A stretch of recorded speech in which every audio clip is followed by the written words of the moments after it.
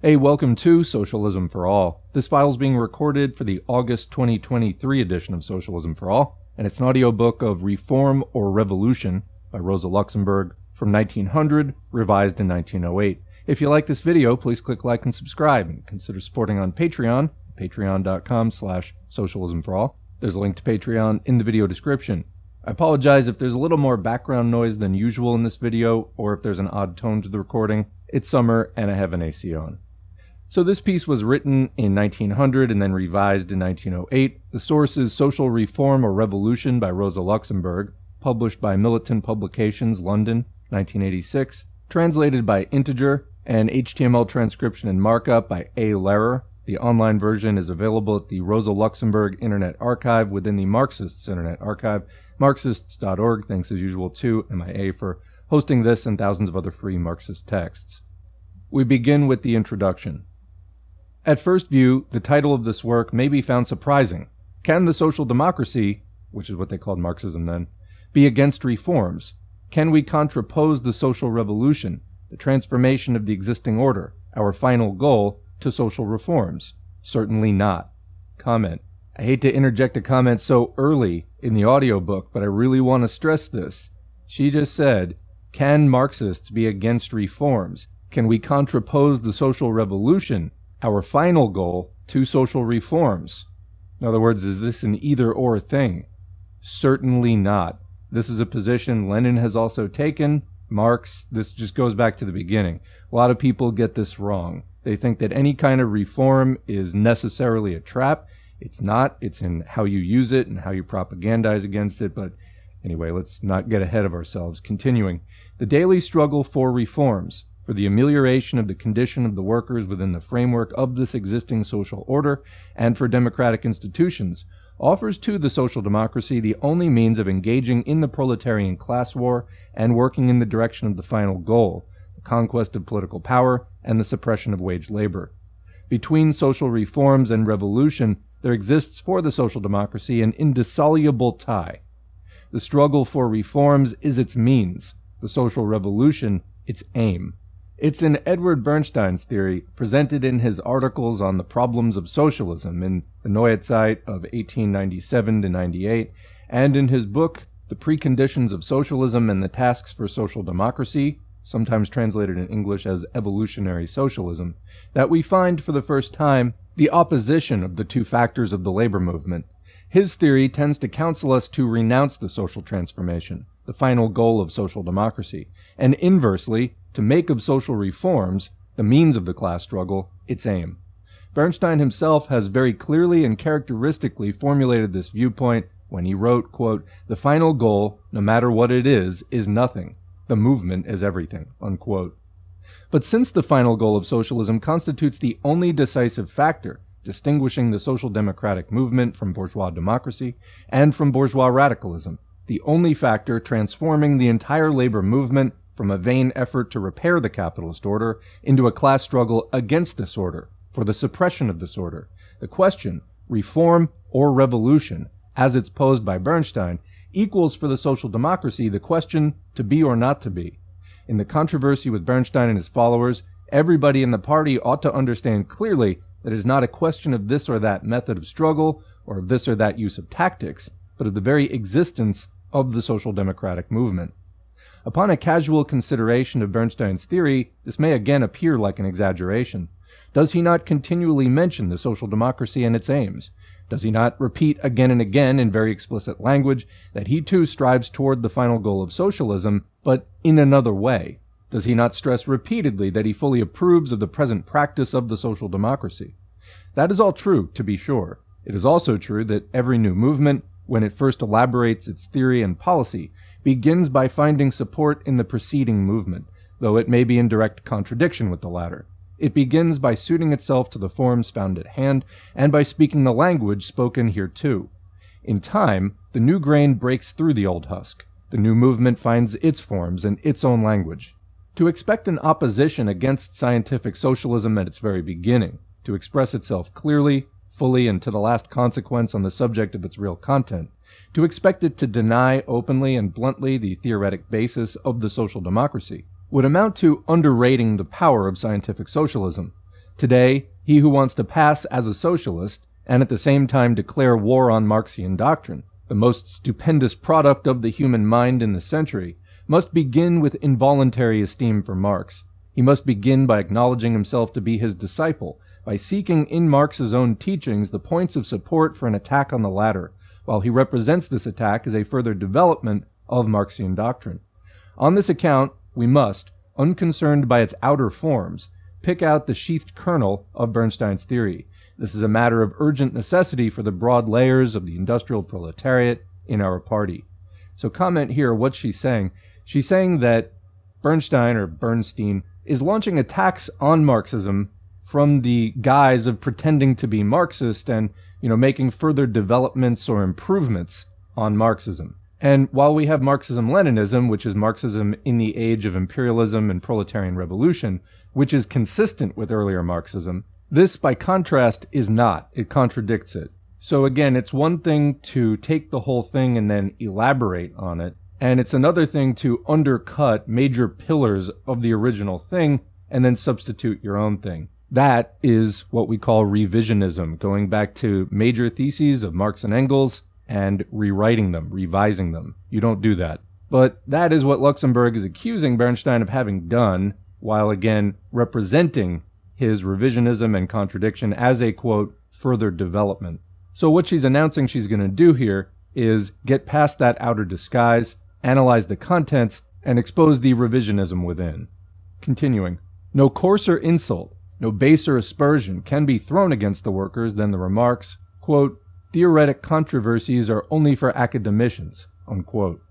Some time ago, Lassalle said, quote, only when science and the workers, these opposite poles of society, become one, will they crush in their arms of steel all obstacles to culture, unquote. The entire strength of the modern labor movement rests on theoretic knowledge. But doubly important is this knowledge for the workers in the present case, because it is precisely they and their influence in the movement that are in the balance here. It is their skin that is being brought to market. The opportunist theory in the party, the theory formulated by Bernstein, is nothing else than an unconscious attempt to assure predominance to the petty bourgeois elements that have entered our party, to change the policy and aims of our party in their direction. The question of reform or revolution, of the final goal and the movement, is basically in another form, but the question of the petty bourgeois or proletarian character of the labor movement.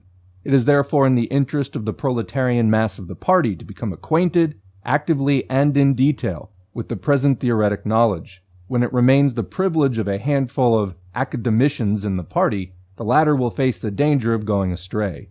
Only when the great mass of workers take the keen and dependable weapons of scientific socialism in their own hands will all the petty bourgeois inclinations, all the opportunistic currents, come to naught. The movement will then find itself on sure and firm ground. Quote, quantity will do it. Chapter 1. The Opportunist Method.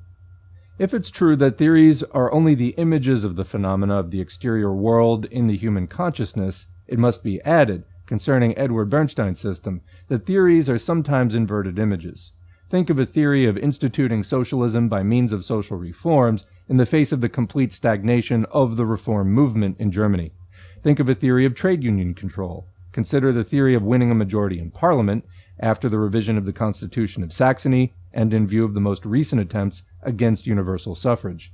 However, the pivotal point of Bernstein's system is not located in his conception of the practical tasks of the social democracy. It is found in his stand on the course of the objective development of capitalist society, which in turn is closely bound to his conception of the practical tasks of the social democracy. According to Bernstein, a general decline of capitalism seems to be increasingly improbable because on the one hand, capitalism shows a greater capacity of adaptation, and on the other hand, capitalist production becomes more and more varied. The capacity of capitalism to adapt itself, says Bernstein, is manifested first in the disappearance of general crises, resulting from the development of the credit system, employers' organizations, wider means of communication, and informational services. It shows itself secondly in the tenacity of the middle classes, which hails from the growing differentiation of the branches of production and the elevation of vast layers of the proletariat to the level of the middle class. It is furthermore proved, argues Bernstein, by the amelioration of the economic and political situation of the proletariat as a result of its trade union activity. From this theoretic stand is derived the following general conclusion about the practical work of the social democracy. The latter must not extend its daily activity toward the conquest of political power, but toward the betterment of the condition of the working class within the existing order. It must not expect to institute socialism as a result of a political and social crisis, but should build socialism by means of the progressive extension of social control and the gradual application of the principle of cooperation. Bernstein himself sees nothing new in his theories. On the contrary, he believes them to be in agreement with certain declarations of Marx and Engels. Nevertheless, it seems to us that it is difficult to deny that they're in formal contradiction with the conceptions of scientific socialism.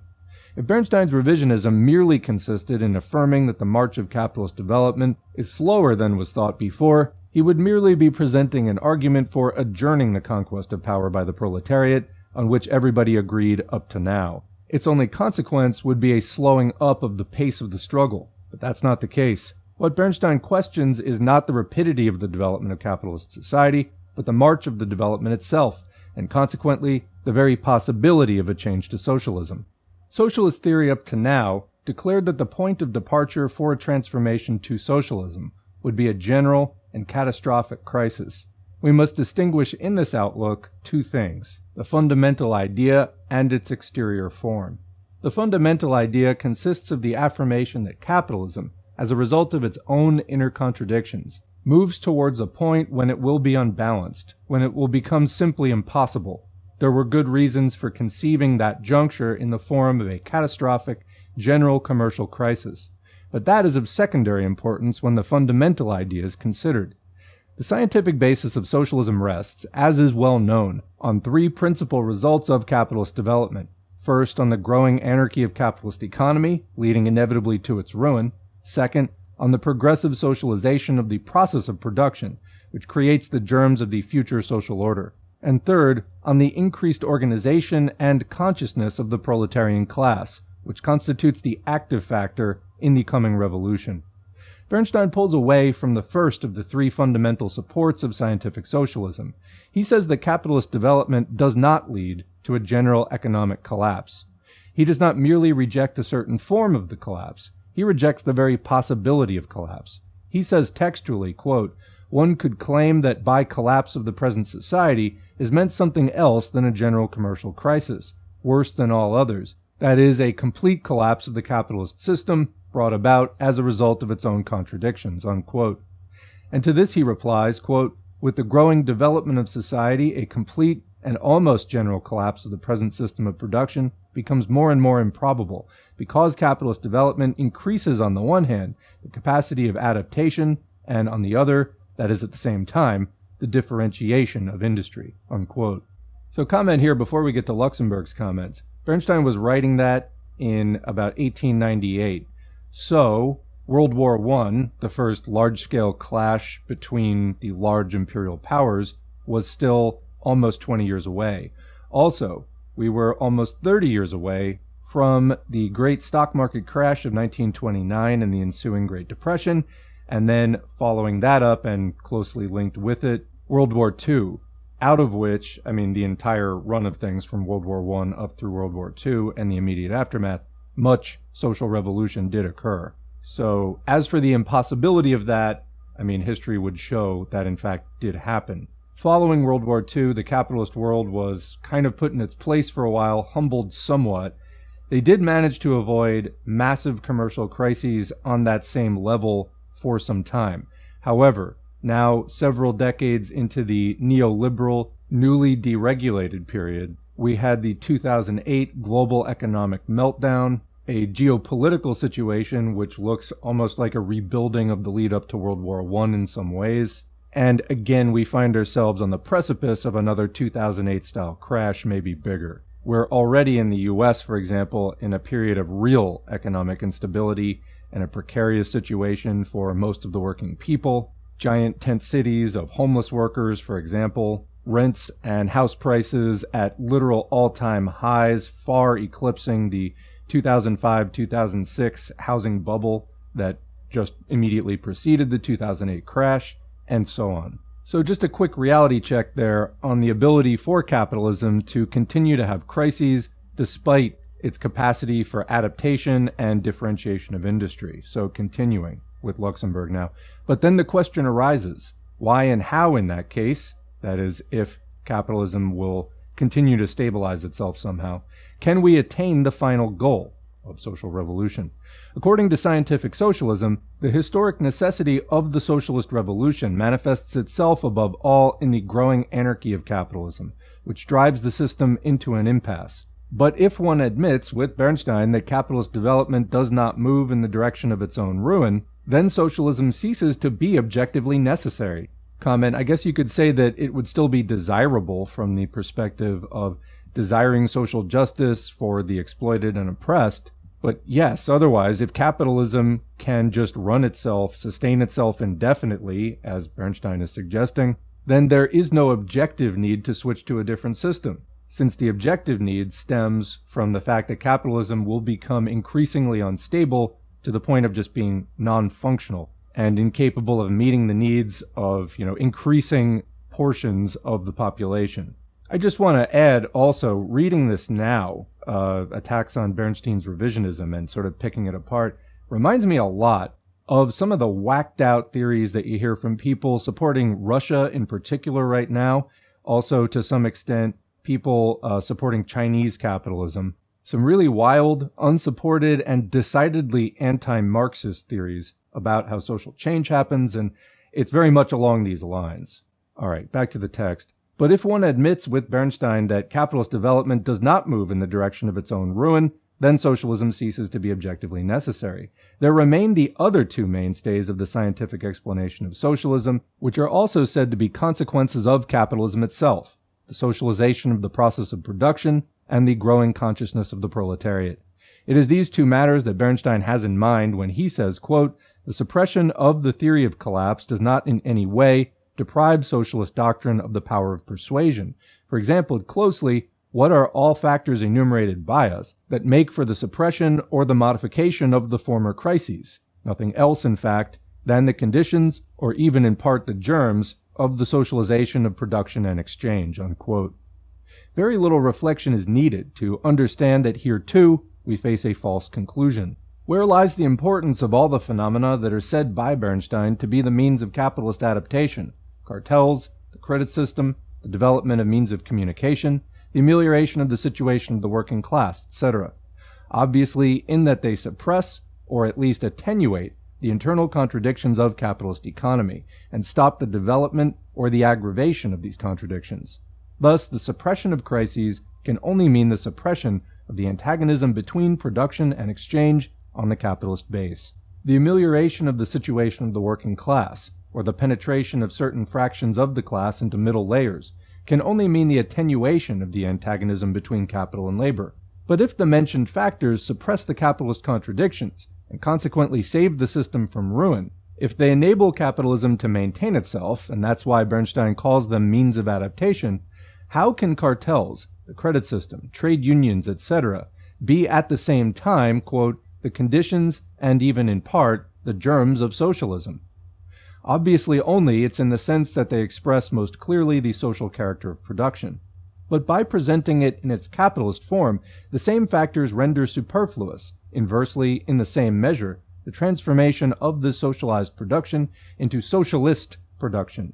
That is why they can be the germs or conditions of a socialist order only in a theoretic sense, and not in an historic sense. They are phenomena which, in the light of our conception of socialism, we know to be related to socialism, but which in fact do not only not lead to a socialist revolution, but render it, on the contrary, superfluous. There remains one force making for socialism, the class consciousness of the proletariat. But it, too, is, in the given case, not the simple intellectual rejection of the growing contradictions of capitalism and its approaching decline. It is now no more than an ideal whose force of persuasion rests only on the perfection attributed to it. We have here in brief the explanation of the socialist program by means of pure reason. We have here, to use simpler language, an idealist explanation of socialism. The objective necessity of socialism, the explanation of socialism as the result of the material development of society, falls to the ground. Revisionist theory thus places itself in a dilemma. Either the socialist transformation is, As was admitted up to now, the consequence of the internal contradictions of capitalism, with the growth of capitalism, will develop its inner contradictions, resulting inevitably at some point in its collapse. In that case, the means of adaptation are ineffective, and the theory of collapse is correct, or the means of adaptation will really stop the collapse of the capitalist system, and thereby enable capitalism to maintain itself by suppressing its own contradictions. In that case, socialism ceases to be an historic necessity. It then becomes anything you want to call it, but it is no longer the result of the material development of society. The dilemma leads to another. Either revisionism is correct in its position on the course of capitalist development, and therefore the socialist transformation of society is only a utopia, or socialism is not a utopia, and the theory of the means of adaptation is false. There is the question in a nutshell. Chapter 2. The Adaptation of Capital. According to Bernstein, the credit system, the perfected means of communication, and the new capitalist combines, or mergers, cartels, etc., are the important factors that forward the adaptation of capitalist economy. Credit has diverse applications in capitalism. Its two most important functions are to extend production and to facilitate exchange. When the inner tendency of capitalist production to extend boundlessly strikes against the restricted dimensions of private property, credit appears as a means of surmounting these limits in a particular capitalist manner. Credit, through shareholding, combines in one magnitude of capital a large number of individual capitals. It makes available to each capitalist the use of other capitalists' money in the form of industrial credit. As commercial credit, it accelerates the exchange of commodities and therefore the return of capital into production, and thus aids the entire cycle of the process of production. The manner in which these two principal functions of credit influence the formation of crises is quite obvious. If it's true that crises appear as a result of the contradiction existing between the capacity of extension, the tendency of production to increase, and the restricted consumption capacity of the market, credit is precisely, in view of what was stated above, the specific means that makes this contradiction break out as often as possible. To begin with, it increases disproportionately the capacity of the extension of production, and thus constitutes an inner motive force that is constantly pushing production to exceed the limits of the market. But credit strikes from two sides. After having, as a factor of the process of production, provoked overproduction, credit, as a factor of exchange, destroys, during the crisis, the very productive forces it itself created. At the first symptom of the crisis, credit melts away. It abandons exchange where it would still be found indispensable, and appearing instead ineffective and useless, there, where some exchange still continues, it reduces to a minimum the consumption capacity of the market. Besides having these two principal results, credit also influences the formation of crises in the following ways. It constitutes the technical means of making available to an entrepreneur the capital of other owners. It stimulates at the same time the bold and unscrupulous utilization of the property of others. That is, it leads to speculation. Credit not only aggravates the crisis in its capacity as a dissembled means of exchange, it also helps to bring and extend the crisis by transforming all exchange into an extremely complex and artificial mechanism that, having a minimum of metallic money as a real base, is easily disarranged at the slightest occasion. We see that credit, instead of being an instrument for the suppression or the attenuation of crises, is on the contrary a particularly mighty instrument for the formation of crises. It cannot be anything else. Credit eliminates the remaining rigidity of capitalist relationships. It introduces everywhere the greatest elasticity possible. It renders all capitalist forces extensible, relative, and mutually sensitive to the highest degree. Doing this, it facilitates and aggravates crises, which are nothing more or less than the periodic collisions of the contradictory forces of capitalist economy. That leads us to another question. Why does credit generally have the appearance of a, quote, means of adaptation of capitalism?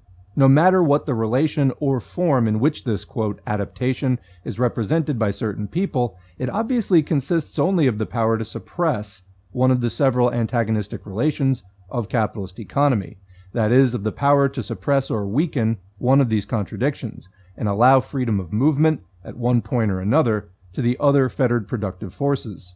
In fact, it is precisely credit that aggravates these contradictions to the highest degree. It aggravates the antagonism between the mode of production and the mode of exchange by stretching production to the limit and at the same time paralyzing exchange at the smallest pretext. It aggravates the antagonism between the mode of production and the mode of appropriation by separating production from ownership, that is, by transforming the capital employed in production into, quote, social capital, and at the same time transforming a part of the profit, in the form of interest on capital, into a simple title of ownership. It aggravates the antagonism existing between the property relations, ownership, and the relations of production by putting into a small number of hands immense productive forces and expropriating large numbers of small capitalists. Lastly, it aggravates the antagonism existing between the social character of production and private capitalist ownership by rendering necessary the intervention of the state into production.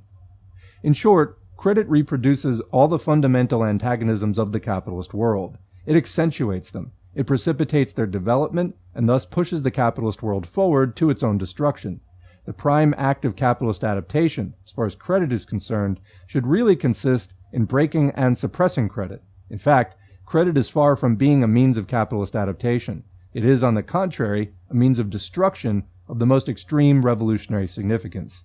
Has not this revolutionary character of credit actually inspired plans of, quote, socialist reform?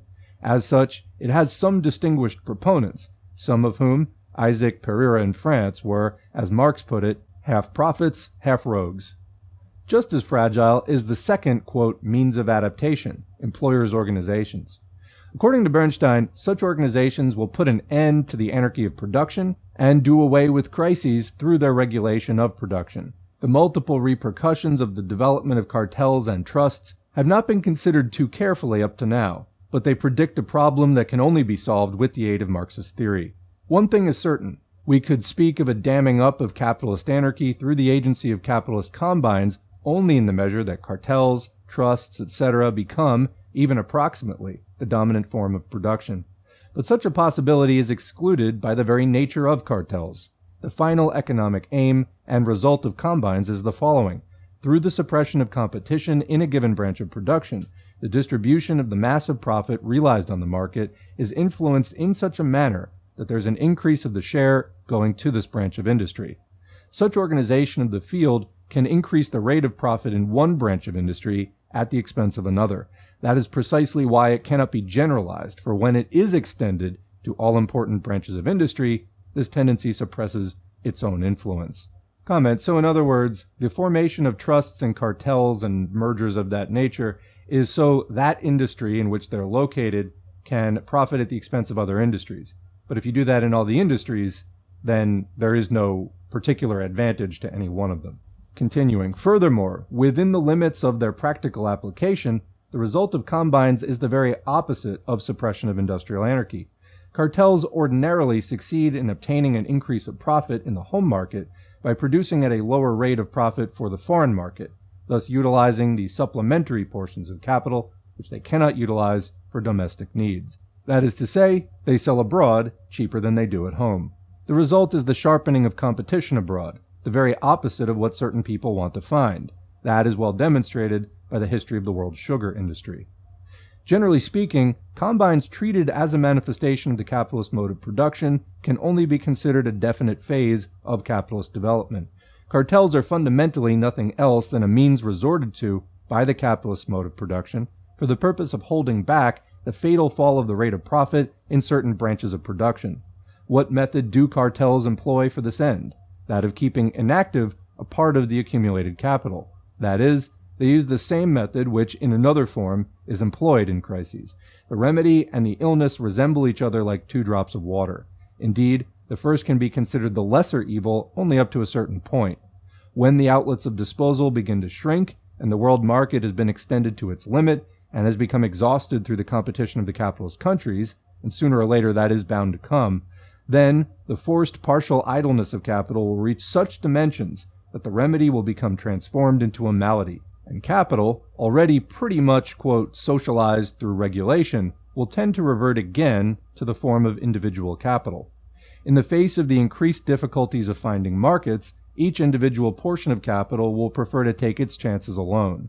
At that time, the large regulating organizations will burst like soap bubbles and give way to aggravated competition. In a general way, Cartels, just like credit, appear therefore as a determined phase of capitalist development, which in the last analysis aggravates the anarchy of the capitalist world and expresses and ripens its internal contradictions. Cartels aggravate the antagonism existing between the mode of production and exchange by sharpening the struggle between producer and consumer, as is the case especially in the United States. They aggravate furthermore the antagonism existing between the mode of production and the mode of appropriation by opposing, in the most brutal fashion, to the working class the superior force of organized capital, and thus increasing the antagonism between capital and labor. Finally, capitalist combinations aggravate the contradiction existing between the international character of capitalist world economy and the national character of the state, insofar as they are always accompanied by a general tariff war, which sharpens the differences among the capitalist states. We must add to this the decidedly revolutionary influence exercised by cartels on the concentration of production, technical progress, etc.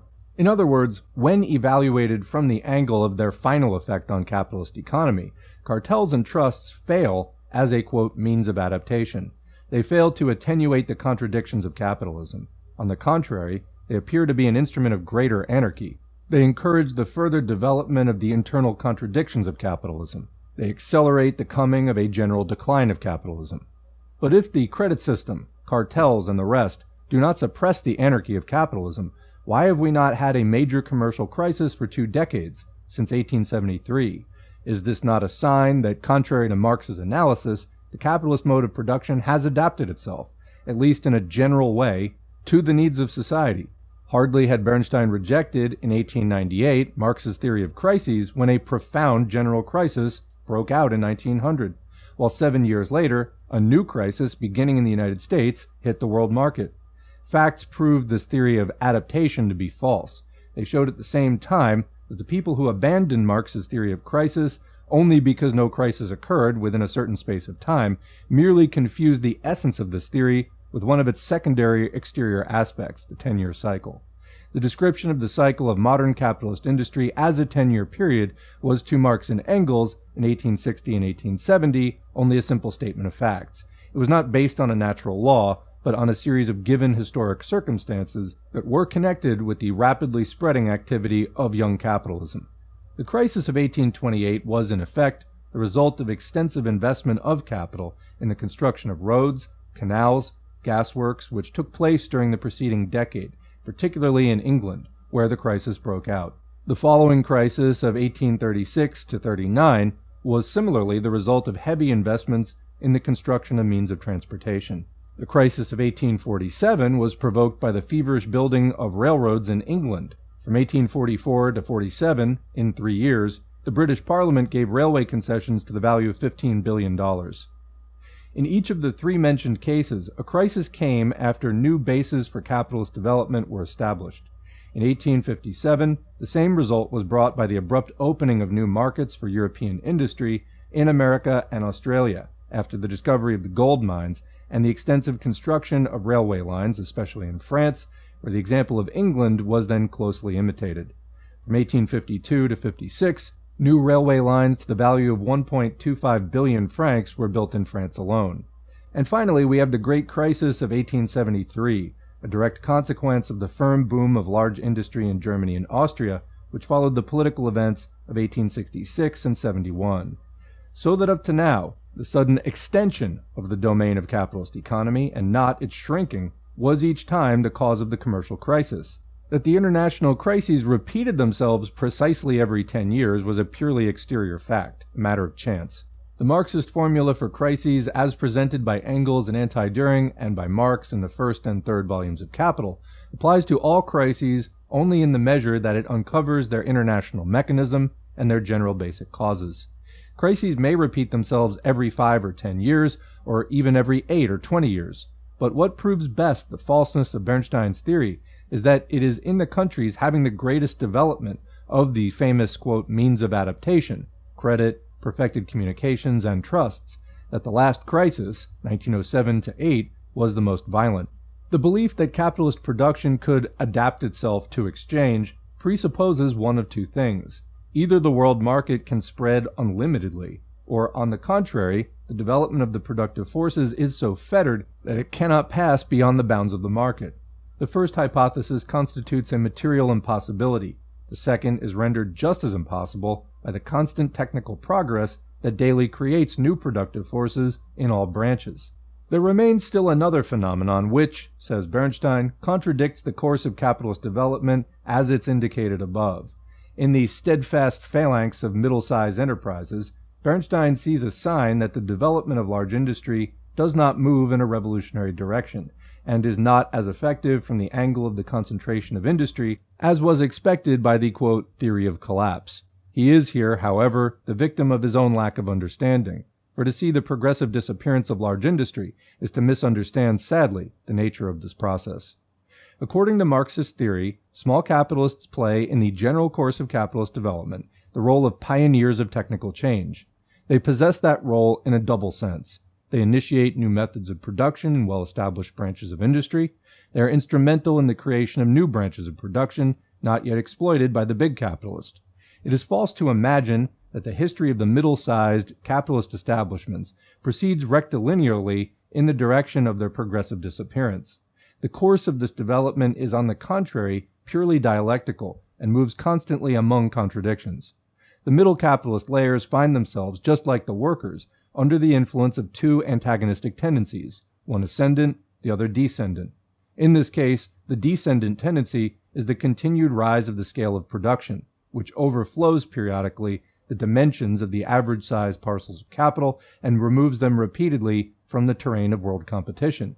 The ascendant tendency is, first, the periodic depreciation of the existing capital, which lowers again, for a certain time, the scale of production in proportion to the value of the necessary minimum amount of capital. It is represented, besides, by the penetration of capitalist production into new spheres. The struggle of the average-sized enterprise against big capital cannot be considered a regularly proceeding battle in which the troops of the weaker party continue to melt away directly and quantitatively. It should rather be regarded as a periodic mowing down of the small enterprises, which rapidly grow up again, only to be mowed down again once more, later by the large industry. The two tendencies play ball with the middle capitalist layers. The descending tendency must win, though, in the end. The very opposite is true about the development of the working class. The victory of the descending tendency must not necessarily show itself in an absolute numerical diminution of the middle-sized enterprises. It must show itself first in the progressive increase of the minimum amount of capital necessary for the functioning of the enterprises in the old branches of production. Second, in the constant diminution of the interval of time during which the small capitalists conserve the opportunity to exploit the new branches of production. The result, as far as the small capitalist is concerned, is a progressively shorter duration of his stay in the new industry and a progressively more rapid change in the methods of production as a field for investment. For the average capitalist strata, taken as a whole, there is a process of more and more rapid social assimilation and dissimilation. Bernstein knows this perfectly well. He himself comments on this, but what he seems to forget is that this very thing is the law of the movement of the average capitalist enterprise. If one admits that small capitalists are pioneers of technical progress, and if it's true that the latter is the vital pulse of the capitalist economy, then it is manifest that small capitalists are an integral part of capitalist development, which can only disappear together with it, that is, with capitalist development. The progressive disappearance of the middle-sized enterprise, in the absolute sense considered by Bernstein, means not, as he thinks, the revolutionary course of capitalist development, but precisely the contrary, the cessation, the slowing up of development. Quote, "The rate of profit, that is to say, the relative increase of capital," said Marx, "is important first of all for new investors of capital, grouping themselves independently, and as soon as the formation of capital falls exclusively into a handful of big capitalists, the revivifying fire of production is extinguished. It dies away." Unquote.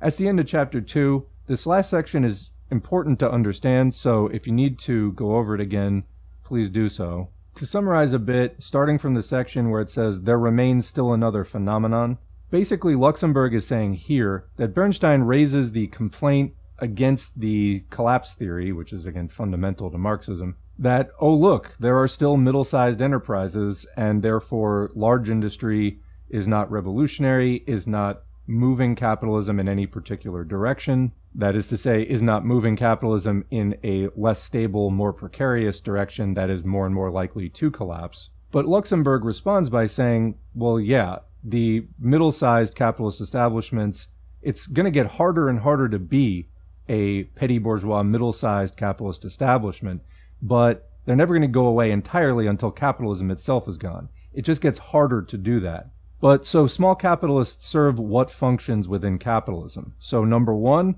they are, quote, instrumental in the creation of new branches of production not yet exploited by the big capitalists. So in other words, the big capitalists are concerning themselves with the status quo of very well-established things. And in fact, that big capitalist reflects the corpses of all of the less successful competitors that were doing some successful popular thing that was actually selling. And, it got consolidated and somebody won and there were many losers. But production goes on. And so there are plenty of things that the big capitalist considers, too risky or too fringe or whatever. That's where the small capitalists come in. They try to eke out a living with their invention or their new innovation, whatever it is. And many of them fail, but the ones who are actually successful, what happens? They get bought out by a big capitalist, and so the process continues. So whether it's developing new methods of production in already established branches of industry, or new branches of production itself, making different things than were made before, that's the role of the small capitalist. The big capitalists aren't going to do that as much. But the small capitalist does not have the relatively easy life of the big capitalist, who is dealing in known established quantities. And so the small capitalist finds himself caught between two tendencies: an ascending tendency, which lifts them up, and a descending tendency, which cuts them down. So what are the contents here? Well, first of all, over time, there is a progressive increase in the minimum amount of capital necessary for the functioning of the enterprises in the old branches of production. In other words, it costs more and more to set up a new business in established branches of industry because the big capitalists just have it covered entirely, and they're so well funded that it just gets harder and harder, and you have to raise more and more money to open up an actually competitive shop in that industry, whatever it is. And since not everyone can raise that much capital to get started, that is the descending tendency, which makes it less likely for people to be able to do that. And also that there is a lessening of the amount of time which the small capitalists conserve the opportunity to exploit new branches of production. That is, it used to be, longer ago, that as a small capitalist you could set up some kind of new branch of production and exploit an advantage there, but then over time, the big capitalists catch on to that quicker and quicker. So, as Luxemburg says, the result, as far as the small capitalist is concerned, is a progressively shorter and shorter duration of his stay in the new industry, and a progressively more rapid change in the methods of production as a field for investment. So in other words, things change faster and faster over time. As Luxemburg says, more and more rapid social assimilation and dissimilation. So the small capitalists always served this purpose of being the sort of innovators dabbling in new methods and in new branches of industry. But as capitalism progresses from its early years to its later years, contrary to Bernstein's theory of, it's just sort of static and stable, actually no, it gets harder and harder to be a small capitalist. More and more chaotic. That ride on the merry-go-round of being in business gets wilder and wilder. They get thrown off of it more quickly and more violently as time goes on, and the system overall approaches a greater state of anarchy, instability, and eventually collapse. We haven't reached that yet, but we have seen crises in the 20th century that were not on the same level as the crises in the 19th century. They were bigger. And what have we seen in the 21st century? Well, we saw the 2008 global financial meltdown. We see another thing brewing in the last few years, which is probably going to be extraordinarily painful when it hits. That is, when it hits in full, it's arguably starting to get underway now. But anyway, this absolute disappearance of the small capitalist or middle-sized enterprise that Bernstein is wrongly looking for, Luxemburg ends with the quote from Marx, quote, "As soon as the formation of capital falls exclusively into a handful of big capitalists, the revivifying fire of production is extinguished. It dies away." So that's the point at which somebody wins the monopoly game, in other words, and according to Marx, that will extinguish production. But Luxemburg underlines that the absolute disappearance of the middle-sized enterprise that Bernstein is looking for, trying to use it as a criterion for evaluating the, quote, theory of collapse. He's set a false yardstick with that, which misunderstands the role of small capital.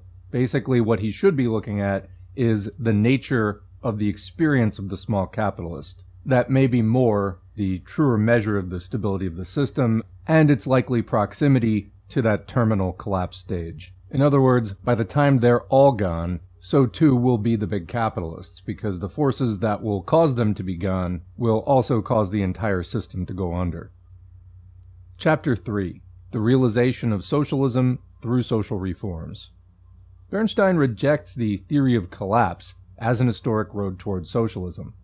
Now, what is the way to a socialist society that is proposed by his theory of adaptation to capitalism? Bernstein answers this question only by allusion. Conrad Schmidt, however, attempts to deal with this detail in the manner of Bernstein. According to him, quote, the trade union struggle for hours and wages and the political struggle for reforms will lead to a progressively more extensive control over the conditions of production, unquote, and, quote, as the rights of the capitalist proprietor will be diminished through legislation, he will be reduced in time to the role of a simple administrator, unquote. Quote, the capitalist will see his property lose more and more value to himself, unquote, till finally, quote, the direction and administration of exploitation will be taken from him entirely, unquote, and, quote, collective exploitation, unquote, instituted. Therefore, trade unions, social reforms, and, adds Bernstein, the political democratization of the state are the means of the progressive realization of socialism. But the fact is that the principal function of trade unions, and this was best explained by Bernstein himself in Neue Zeit in 1891, consists in providing the workers with the means of realizing the capitalist law of wages, that is to say, the sale of their labor power at current market prices. Trade unions enable the proletariat to utilize at each instant the conjuncture of the market, but these conjunctures, 1. The labor demand determined by the state of production, 2. The labor supply created by the proletarianization of the middle strata of society and the natural reproduction of the working classes, and 3. The momentary degree of productivity of labor. These remain outside of the sphere of influence of the trade unions. Trade unions cannot suppress the law of wages. Under the most favorable circumstances, the best they can do is to impose on capitalist exploitation the, quote, normal limit of the moment. They have not, however, the power to suppress exploitation itself, not even gradually. Schmidt, it is true, sees the present trade union movement in a, quote, feeble initial stage. He hopes that, quote, in the future, the, quote, trade union movement will exercise a progressively increased influence over the regulation of production, unquote. But by the regulation of production, we can only understand two things: intervention in the technical domain of the process of production, and fixing the scale of production itself. What is the nature of the influence exercised by trade unions in these two departments? It's clear that in the technique of production, the interest of the capitalist agrees up to a certain point with the progress and development of capitalist economy. It is his own interest that pushes him to make technical improvements, but the isolated worker finds himself in a decidedly different position. Each technical transformation contradicts his interests. It aggravates his helpless situation by depreciating the value of his labor power and rendering his work more intense, more monotonous, and more difficult. Insofar as trade unions can intervene in the technical department of production, they can only oppose technical innovation. But here, they do not act in the interest of the entire working class and its emancipation, which accords rather with technical progress, and therefore with the interest of the isolated capitalist. They act here in a reactionary direction, and in fact, we find efforts on the part of workers to intervene in the technical part of production not in the future, where Schmidt looks for it, but in the past of the trade union movement. Such efforts characterized the old phase of English trade unionism up to 1860, when the British organizations were still tied to medieval corporative vestures and found inspiration in the outworn principle of a fair day's wage for a fair day's labor, as expressed by Webb in his History of Trade Unionism. Comment: this was written in 1900, revised in 1908, and at that time we have Luxemburg calling the principle of a fair day's wage for a fair day's work, or fair day's labor, quote, outworn. True. Are there still trade unions using that slogan today? Continuing, On the other hand, the effort of the labor unions to fix the scale of production and the prices of commodities is a recent phenomenon. Only recently have we witnessed such attempts, and again in England. In their nature and tendencies, these efforts resemble those dealt with above. What does the active participation of trade unions in fixing the scale and cost of production amount to? It amounts to a cartel of the workers and entrepreneurs in a common stand against the consumer and especially rival entrepreneurs. In no way is the effect of this any different from that of ordinary employers' associations. Basically, we no longer have here a struggle between labor and capital, but the solidarity of capital and labor against the total consumers. Considered for its social worth, it is seen to be a reactionary move that cannot be a stage in the struggle for the emancipation of the proletariat, because it connotes the very opposite of the class struggle. Considered from the angle of practical application, it is found to be a utopia which, as shown by a rapid examination, cannot be extended to the large branches of industry producing for the world market. So that the scope of trade unions is limited essentially to a struggle for an increase of wages and the reduction of labor time, that is to say, to efforts at regulating capitalist exploitation, as they are made necessary by the momentary situation of the old world market. But labor unions can in no way influence the process of production itself. Moreover, trade union development moves, contrary to what is asserted by Conrad Schmidt, in the direction of a complete detachment of the labor market from any immediate relation to the rest of the market. That is shown by the fact that even attempts to relate labor contracts to the general situation of production by means of a system of sliding wage scales have been outmoded with historic development.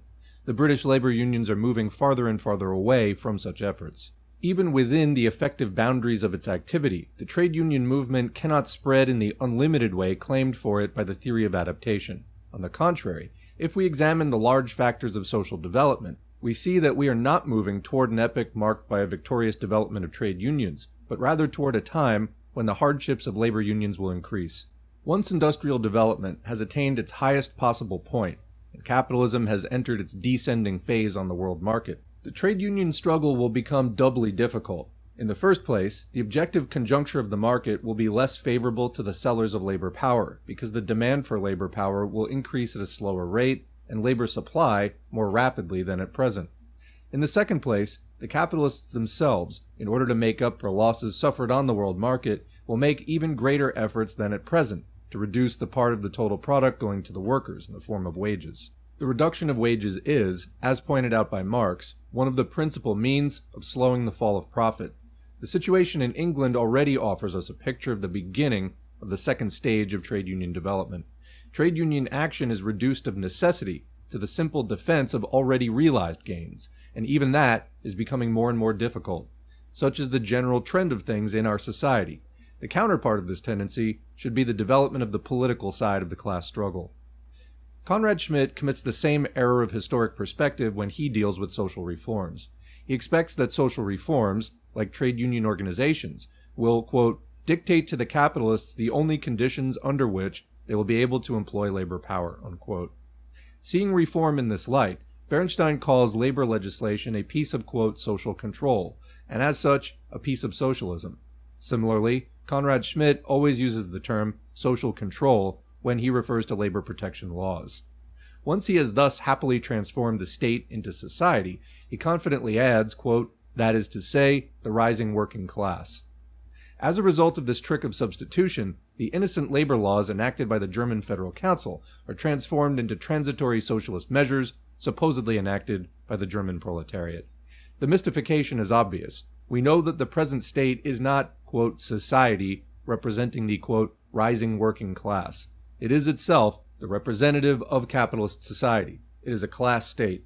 Therefore, its reform measures are not an application of social control, that is, the control of society working freely in its own labor process. They are forms of control applied by the class organization of capital to the production of capital. The so-called social reforms are enacted in the interests of capital. Yes, Bernstein and Conrad Schmidt see at present only, quote, feeble beginnings of this control.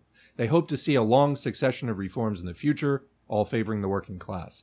But here, they commit a mistake similar to their belief in the unlimited development of the trade union movement. A basic condition for the theory of the gradual realization of socialism through social reforms is a certain objective development of capitalist property and of the state. Conrad Schmidt says that the capitalist proprietor tends to lose his special rights with historic development and is reduced to the role of a simple administrator. He thinks that the expropriation of the means of production cannot possibly be effected as a single historical act, comment, i.e. revolution. He therefore resorts to the theory of expropriation by stages. With this in mind, he divides the right to property into 1. The right of, quote, sovereignty, ownership, which he attributes to a thing called society, and which he wants to extend, and 2. Its opposite, the simple right of use, held by the capitalist, but which is supposedly being reduced in the hands of the capitalists to the mere administration of their enterprises. This interpretation is either a simple play on words, and in that case the theory of gradual expropriation has no real basis, or it is a true picture of judicial development, in which case, as we shall see, the theory of gradual expropriation is entirely false. The division of the right of property into several component rights, an arrangement serving Conrad Schmidt as a shelter wherein he may construct his theory of expropriation by stages, characterized feudal society, founded on natural economy. In feudalism, the total product was shared among the social classes of the time, on the basis of the personal relations existing between the feudal lord and his serfs or tenants. The decomposition of property into several partial rights reflected the manner of distribution of the social wealth of that period. With the passage to the production of commodities and the dissolution of all personal bonds among the participants in the process of production, the relation between people and things, that is to say, private property, became reciprocally stronger. Since the division is no longer made on the basis of personal relations, but through exchange, the different rights to a share in the social wealth are no longer measured as fragments of property rights having a common interest. They are measured according to the values brought by each on the market. The first change introduced into juridical relations with the advance of commodity production in the medieval city communes was the development of absolute private property. The latter appeared in the very midst of the feudal juridical relations. This development has progressed at a rapid pace in capitalist production. The more the process of production is socialized, the more the process of distribution, division of wealth, rests on exchange. And the more private property becomes inviolable and closed, the more capitalist property becomes transformed from the right to the product of one's own labor to the simple right to appropriate somebody else's labor. As long as the capitalist himself manages his own factory, distribution is still, up to a certain point, tied to his personal participation in the process of production. But as the personal management on the part of the capitalist becomes superfluous, which is the case in the shareholding societies today, comment, in other words, where they hire managers, the property of capital, so far as its right to share in the distribution, division of wealth is concerned, becomes separated from any personal relation with production. It now appears in its purest form. The capitalist right to property reaches its most complete development in capital held in the shape of shares and industrial credit. So that Conrad Schmidt's historic schema, tracing the transformation of the capitalist, quote, from a proprietor to a simple administrator, belies the real historic development. In historic reality, on the contrary, the capitalist tends to change from a proprietor and administrator to a simple proprietor. Comment, in other words, all of the management, production, that happens somewhere else, and the capitalist is just holding scraps of paper that entitles them to expropriate the goods and services produced by that process. Continuing, what happens here to Conrad Schmidt happened to Goethe. What he sees as in a dream. What no longer is, becomes for him reality. Just as Schmidt's historic schema travels, economically, backwards from a modern shareholding society to an artisan's shop, so juridically, he wishes to lead back the capitalist world into the old feudal shell of the Middle Ages. Also, from this point of view, quote, social control appears in reality under a different aspect than that seen by Conrad Schmidt. What functions today as social control, labor legislation, the control of industrial organizations through shareholding, etc., has absolutely nothing to do with his, quote, supreme ownership. Far from being, as Schmidt believes, a reduction of capitalist ownership, his, quote, social control is, on the contrary, a protection of such ownership. Or, expressed from the economic viewpoint, it is not a threat to capitalist exploitation, but simply the regulation of exploitation. When Bernstein asks if there is more or less of socialism in a labor protective law, we can assure him that, in the best of labor protective laws, there is no more, quote, socialism than in a municipal ordinance regulating the cleaning of streets or the lighting of street lamps. Chapter 4. Capitalism and the State. The second condition of the gradual realization of socialism is, according to Bernstein, the evolution of the state in society. It has become a commonplace to say that the present state is a class state. This too, like referring to capitalist society, should not be understood in a rigorous, absolute manner, but dialectically. The state became capitalist with the political victory of the bourgeoisie. Capitalist development modifies essentially the nature of the state, widening its sphere of action, constantly imposing on it new functions, especially those affecting economic life, making more and more necessary its intervention and control in society. In this sense, capitalist development prepares, little by little, the future fusion of the state to society. It prepares, so to say, the return of the function of the state to society. Following this line of thought, one can speak of an evolution of the capitalist state into society, and it is undoubtedly what Marx had in mind when he referred to labor legislation as the first conscious intervention of, quote, society in the vital social process, a phrase upon which Bernstein leans heavily. But on the other hand, the same capitalist development realizes another transformation in the nature of the state. The present state is, first of all, an organization of the ruling class. It assumes functions favoring social development specifically because, and in the measure that, these interests and social developments coincide, in a general fashion, with the interests of the dominant class. Labor legislation is enacted as much in the immediate interest of the capitalist class as in the interest of society in general. But this harmony endures only up to a certain point of capitalist development. When capitalist development has reached a certain level, the interests of the bourgeoisie as a class and the needs of economic progress begin to clash even in the capitalist sense. We believe that this phase has already begun. It shows itself in two extremely important phenomena of contemporary social life. On the one hand, the policy of tariff barriers, and on the other, militarism. These two phenomena have played an indispensable, and in that sense a progressive and revolutionary, role in the history of capitalism. Without tariff protection, the development of large industry would have been impossible in several countries. But now the situation is different. At present, protection does not so much serve to develop young industry as to maintain artificially certain aged forms of production. From the angle of capitalist development, that is, from the point of view of world economy, it matters little whether Germany exports more merchandise into England or England exports more merchandise into Germany. Given the condition of reciprocal dependence in which the various branches of industry find themselves, a protectionist tariff on any commodity necessarily results in raising the cost of production of other commodities inside the country. It therefore impedes industrial development. But this is not so from the viewpoint of the interests of the capitalist class. While industry does not need tariff barriers for its development, the entrepreneurs need tariffs to protect their markets. This signifies that at present, tariffs no longer serve as a means of protecting a developing capitalist section against a more advanced section. They are now the arm used by one national group of capitalists against another group. Furthermore, tariffs are no longer necessary as an instrument of protection for industry in its movement to create and conquer the home market. They are now indispensable means for the cartelization of industry, that is, means used in the struggle of capitalist producers against consuming society in the aggregate. What brings out in an emphatic manner the specific character of contemporary customs policies is the fact that today, not industry but agriculture, plays the predominant role in the making of tariffs. The policy of customs protection has become a tool for converting and expressing the feudal interests in capitalist form. The same change has taken place in militarism. If we consider history as it was, not as it could have been or should have been, we must agree that war has been an indispensable feature of capitalist development. The United States, Germany, Italy, the Balkan states, Poland, all owe the condition or the rise of their capitalist development to wars, whether resulting in victory or defeat.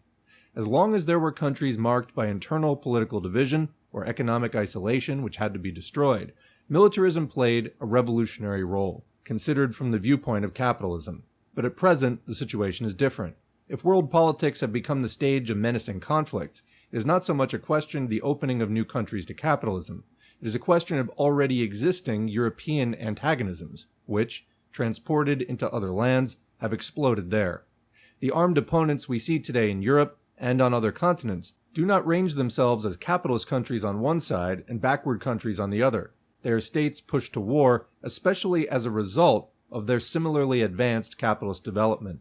In view of this, an explosion is certain to be fatal to this development, in the sense that it must provoke an extremely profound disturbance and transformation of economic life in all countries. However, the matter appears entirely different when considered from the standpoint of the capitalist class. For the latter, militarism has become indispensable. First, as a means of struggle for the defense of, quote, national interests in competition against other, quote, national groups. Second, as a method of placement for financial and industrial capital. Third, as an instrument of class domination over the laboring population inside the country. In themselves, these interests have nothing in common with the development of the capitalist mode of production. What demonstrates best the specific character of present-day militarism is the fact that it develops generally in all countries, as an effect, so to speak, of its own internal, mechanical motive power, a phenomenon that was completely unknown several decades ago. We recognize this in the fatal character of the impending explosion, which is inevitable in spite of the complete indecisiveness of the objectives and motives of the conflict. From a motor of capitalist development, militarism has changed into a capitalist malady. In the clash between capitalist development and the interest of the dominant class, the state takes a position alongside of the latter. Its policy, like that of the bourgeoisie, comes into conflict with social development. It thus loses more and more of its character as a representative of the whole of society, and is transformed at the same rate into a pure class state. Or, to speak more exactly, these two qualities distinguish themselves more from each other and find themselves in a contradictory relation in the very nature of the state. This contradiction becomes progressively sharper, for on one hand, we have the growth of the functions of a general interest on the part of the state, its intervention in social life, its, quote, control over society. But on the other hand, its class character obliges the state to move the pivot of its activity and its means of coercion more and more into domains which are useful only to the class character of the bourgeoisie, and have for society as a whole only a negative importance, as in the case of militarism and tariff and colonial policies. Moreover, the, quote, social control exercised by this state is at the same time penetrated with and dominated by its class character. See how labor legislation is applied in all countries. The extension of democracy, which Bernstein sees as a means of realizing socialism by degrees, does not contradict, but on the contrary, corresponds perfectly to the transformation realized in the nature of the state. Conrad Schmidt declares that the conquest of a social democratic majority in parliament leads directly to the gradual, quote, socialization of society. Comment. So here basically we're getting directly into what we would call today democratic socialism. Now, I don't know if Schmidt considered the possibility of a fascist type, fascism proper didn't exist at this point, but a fascist type pushback, military dictatorships of the bourgeoisie and all that kind of thing, being instituted against the, fair and square election wins of the social democratic parties. But now, of course, from the 21st century, we know that the 20th century was absolutely replete with either social democratic parties towing the line and not really changing that much, or when they had attained any considerable power and tried to actually use it, being, ousted in coups and things like that. We discussed this in a recent live stream with a democratic socialist from Sweden, and in that we discussed the example of Allende. And then later in the comments, somebody else brought up the example of Indonesia. They don't actually just let you, quote, win fair and square. They absolutely strike back. This is why Marxist-Leninist methods of building an armed movement of the proletariat that is prepared from day one to hold on to whatever gains it makes is so crucial. If you just try to vote people into power and you don't have that kind of movement that essentially anticipates the fascist pushback, you're bound to lose, because the bourgeoisie always has fascism in its back pocket for when that crisis, that threat to capitalism comes up. Anyway, let's continue with what Luxemburg was saying. Now, the democratic forms of political life are without a question a phenomenon expressing clearly the evolution of the state in society. They constitute, to that extent, a move toward a socialist transformation. But the conflict within the capitalist state, described above, manifests itself even more emphatically in modern parliamentarism. Indeed, in accordance with its form, parliamentarism serves to express, within the organization of the state, the interests of the whole society. But what parliamentarism expresses here is capitalist society, that is to say, a society in which the capitalist interests predominate. In this society, The representative institutions, democratic in form, are in content the instruments of the interests of the ruling class, capitalists. This manifests itself in a tangible fashion in the fact that as soon as democracy shows the tendency to negate its class character and become transformed into an interest of the real interests of the population, the overwhelming majority of which is not capitalist, the democratic forms are sacrificed by the bourgeoisie and by its state representatives. So that's exactly what I was just saying. They're like, well, democracy was nice, but we've got capitalism to preserve, so stand aside. That is why the idea of the conquest of a parliamentary reformist majority is a calculation which, entirely in the spirit of bourgeois liberalism, preoccupies itself only with one side, the formal side, of democracy, but does not take into account the other side, its real content. All in all, parliamentarism is not a directly socialist element impregnating gradually the whole capitalist society. It is, on the contrary, a specific form of the bourgeois class state, helping to ripen and develop the existing antagonisms of capitalism. In the light of the history of the objective development of the state, Bernstein's and Conrad Schmitt's belief that increased, quote, social control results in the direct introduction of socialism is transformed into a formula that finds itself from day to day in greater contradiction with reality. The theory of the gradual introduction of socialism proposes progressive reform of capitalist property and the capitalist state in the direction of socialism. But in consequence of the objective laws of existing society, one and the other develop in a precisely opposite direction. The process of production is increasingly socialized, and state intervention, the control of the state over the process of production, is extended. But at the same time, private property becomes more and more the form of open capitalist exploitation of the labor of others, and state control is penetrated with the exclusive interests of the ruling class, capitalists. The state, that is to say the political organization of capitalism, and the property relations, that is to say the juridical, or laws-oriented, organization of capitalism, becomes more capitalist and not more socialist, opposing to the theory of the progressive introduction of socialism two insurmountable difficulties. Fourier's scheme of changing, by means of a system of phalansteries, $20 word right there, referring to a commune of the Fourier type, the water of all the seas into tasty lemonade, was surely a fantastic idea, but Bernstein, proposing to change the sea of capitalist bitterness into a sea of socialist sweetness by progressively pouring into it bottles of social reformist lemonade, presents an idea that is merely more insipid, but no less fantastic. The production relations of capitalist society approach more and more the production relations of socialist society. Comment, in other words, under capitalism, production becomes more and more socialized. Continuing, but on the other hand, its political and juridical relations established between capitalist society and socialist society a steadily rising wall. This wall is not overthrown, but is on the contrary strengthened and consolidated by the development of social reforms and the course of democracy. Only the hammer blow of revolution, that is to say, the conquest of political power by the proletariat, can break down this wall. So that's the end of chapter 4. This is a really important point because we have seen certain misinformation agents spreading the idea that we're living in socialism now because capitalism socializes production. That's not the case at all, because property is not socialized, or in other words, the political and juridical relations. In other words, it is a normal thing about capitalism even mentioned in the Communist Manifesto, way back in the beginning of the development of scientific socialism, that it socializes production. However, as Luxemburg is pointing out here, the only way to transform the political and juridical relations is with the, quote, hammer blow of revolution.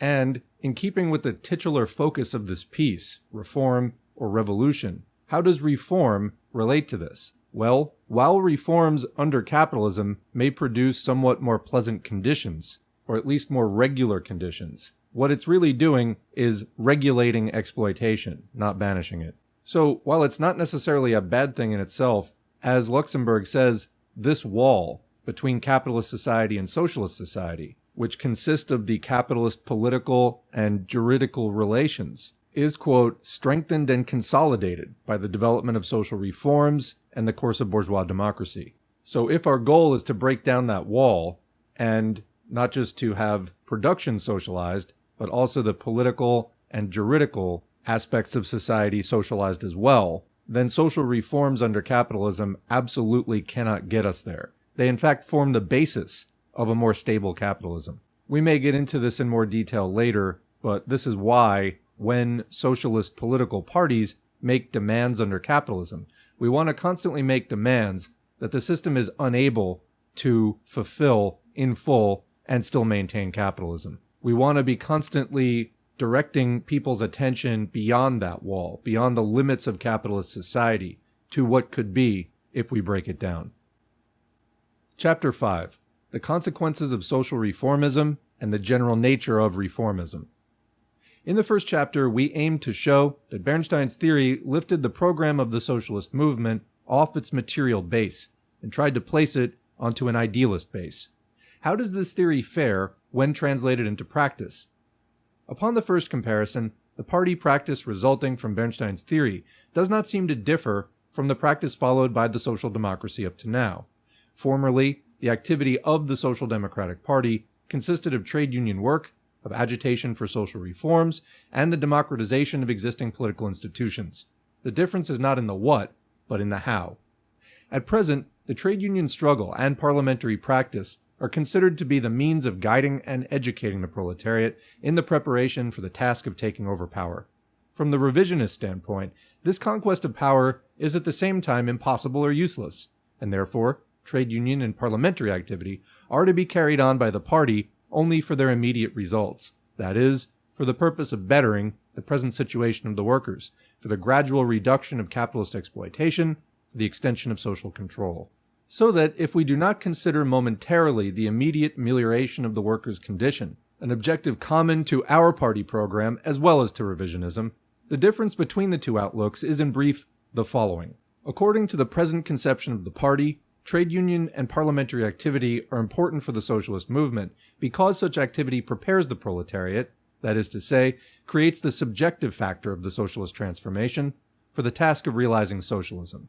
But according to Bernstein, trade unions and parliamentary activity gradually reduce capitalist exploitation itself. They remove from capitalist society its capitalist character.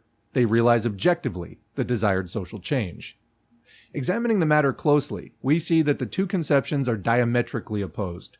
Viewing the situation from the current standpoint of our party, we say that as a result of its trade union and parliamentary struggles, the proletariat becomes convinced of the impossibility of accomplishing a fundamental social change through such activity, and arrives at the understanding that the conquest of power is unavoidable. Bernstein's theory, however, begins by declaring that this conquest is impossible. It concludes by affirming that socialism can only be introduced as a result of the trade union struggle and parliamentary activity. For as seen by Bernstein, trade union and parliamentary action has a socialist character because it exercises a progressively socializing influence on capitalist economy. We tried to show that this influence is purely imaginary. The relations between capitalist property and the capitalist state develop in entirely opposite directions, so that the daily practical activity of the present social democracy loses, in the last analysis, all connection with work for socialism. From the viewpoint of a movement for socialism, the trade union struggle and our parliamentary practice are vastly important insofar as they make socialistic the awareness, the consciousness of the proletariat, and help to organize it as a class. In other words, they build class consciousness. But once they are considered as instruments of the direct socialization of the capitalist economy, they lose not only their usual effectiveness, but they also cease being means of preparing the working class for the conquest of power. I think that this is a really important point, so if that went over your head, go back, listen again. What Luxemburg is saying here is that social democracy, or what they called, again, Marxism at that time, viewed the trade union and parliamentary movements or struggles for the workers as a method of building class consciousness by basically convincing the proletariat that no matter what they do in the trade unions and in the parliament, it's never going to be enough, and they eventually have to move on to revolution as an unavoidable next step. That is, unless they want to give up and just, hand power back over to capitalists after waging all that struggle against their exploitation. More likely, though, that with sufficient struggle, they will say, okay, we've come this far, let's push on through that wall that we discussed at the end of chapter 4. But the Bernsteinian revisionists are basically saying, well, no, revolution is impossible, and actually, far from being futile for realizing a change beyond capitalism, yes, the trade union struggle and parliamentary action actually can socialize capitalism and just completely abolish capitalism eventually. These are two deeply conflicting views. Hopefully that's clear. And again, just to reiterate, the position of Marxists was not that all reforms are futile, it doesn't make sense to even try. It means that you can get better conditions through reforms, but you can't end the system. And ultimately, that's what is in workers' interests. So, once you've come to the point of the end of the road that reforms can take you to, getting over that other side of the wall, you're not going to reform it down. All right, continuing. Bernstein and Schmidt suffer from a complete misunderstanding when they console themselves with the belief that even though the program of the party is reduced to work for social reforms and ordinary trade union work, the final objective of the labor movement is not thereby discarded, for each forward step reaches beyond the given immediate aim, and the socialist goal is implied as a tendency in the supposed advance.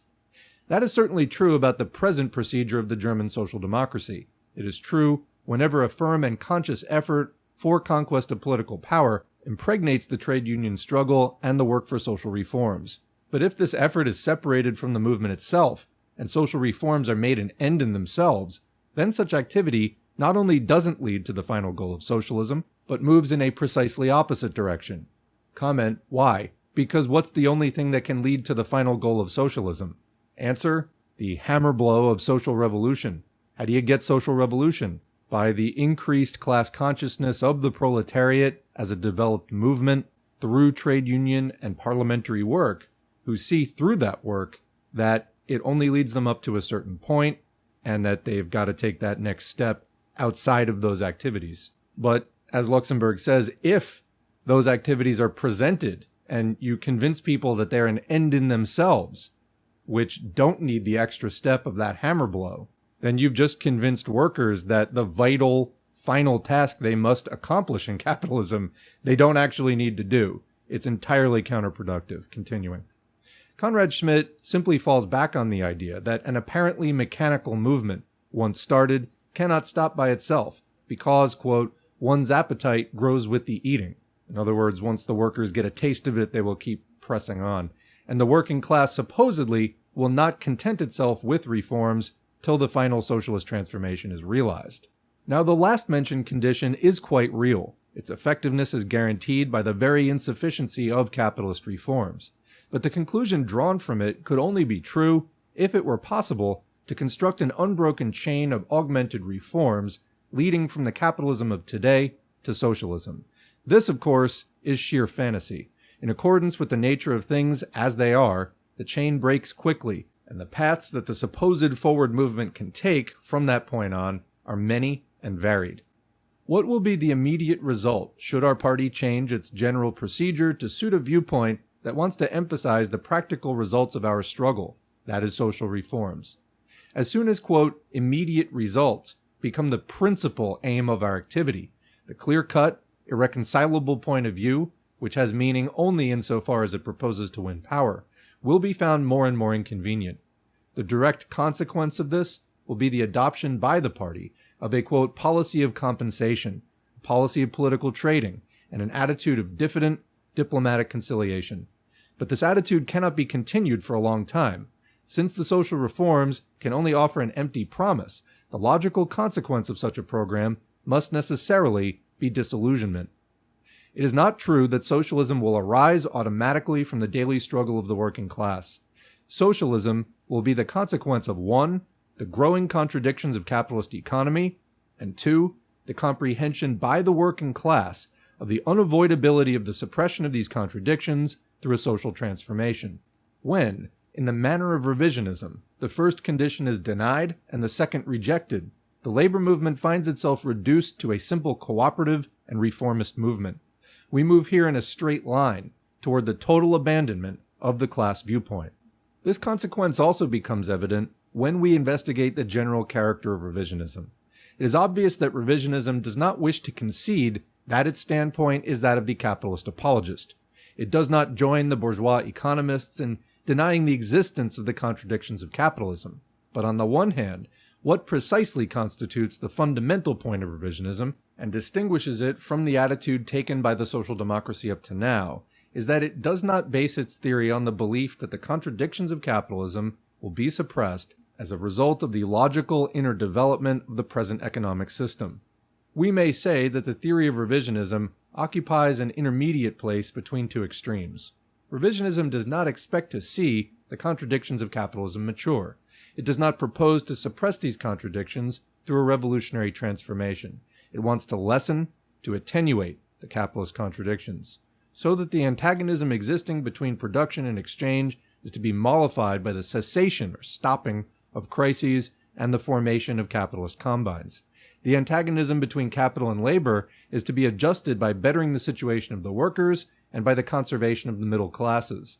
And the contradiction between the class state and society is to be liquidated through increased state control and the progress of democracy. So comment, this is really critical. Luxemburg is saying that the basic, perhaps, position of revisionism is peaceful transition. That is, no need for revolution, and in the nature of capitalism, not to expect that capitalism will naturally become more and more unstable, its contradictions heightening with time, with more and more general crises basically precipitating a complete eventual collapse of the system as all of this disorder becomes completely out of hand. Instead, the revisionist point of view is that through these reforms, you can actually tamp down and tame the contradictions, and then just peacefully eventually toss the capitalists aside one day and the workers take over. That is just simply not how economic social systems, modes of production die. They don't get more and more peaceful until finally they're replaced with something else. They get milked for as long as they possibly can be milked by the people who benefit from them, until it becomes practically impossible for that system to continue because it is so unpopular, and even sections of the ruling class have realized that the system has just hit the point where it can go no further.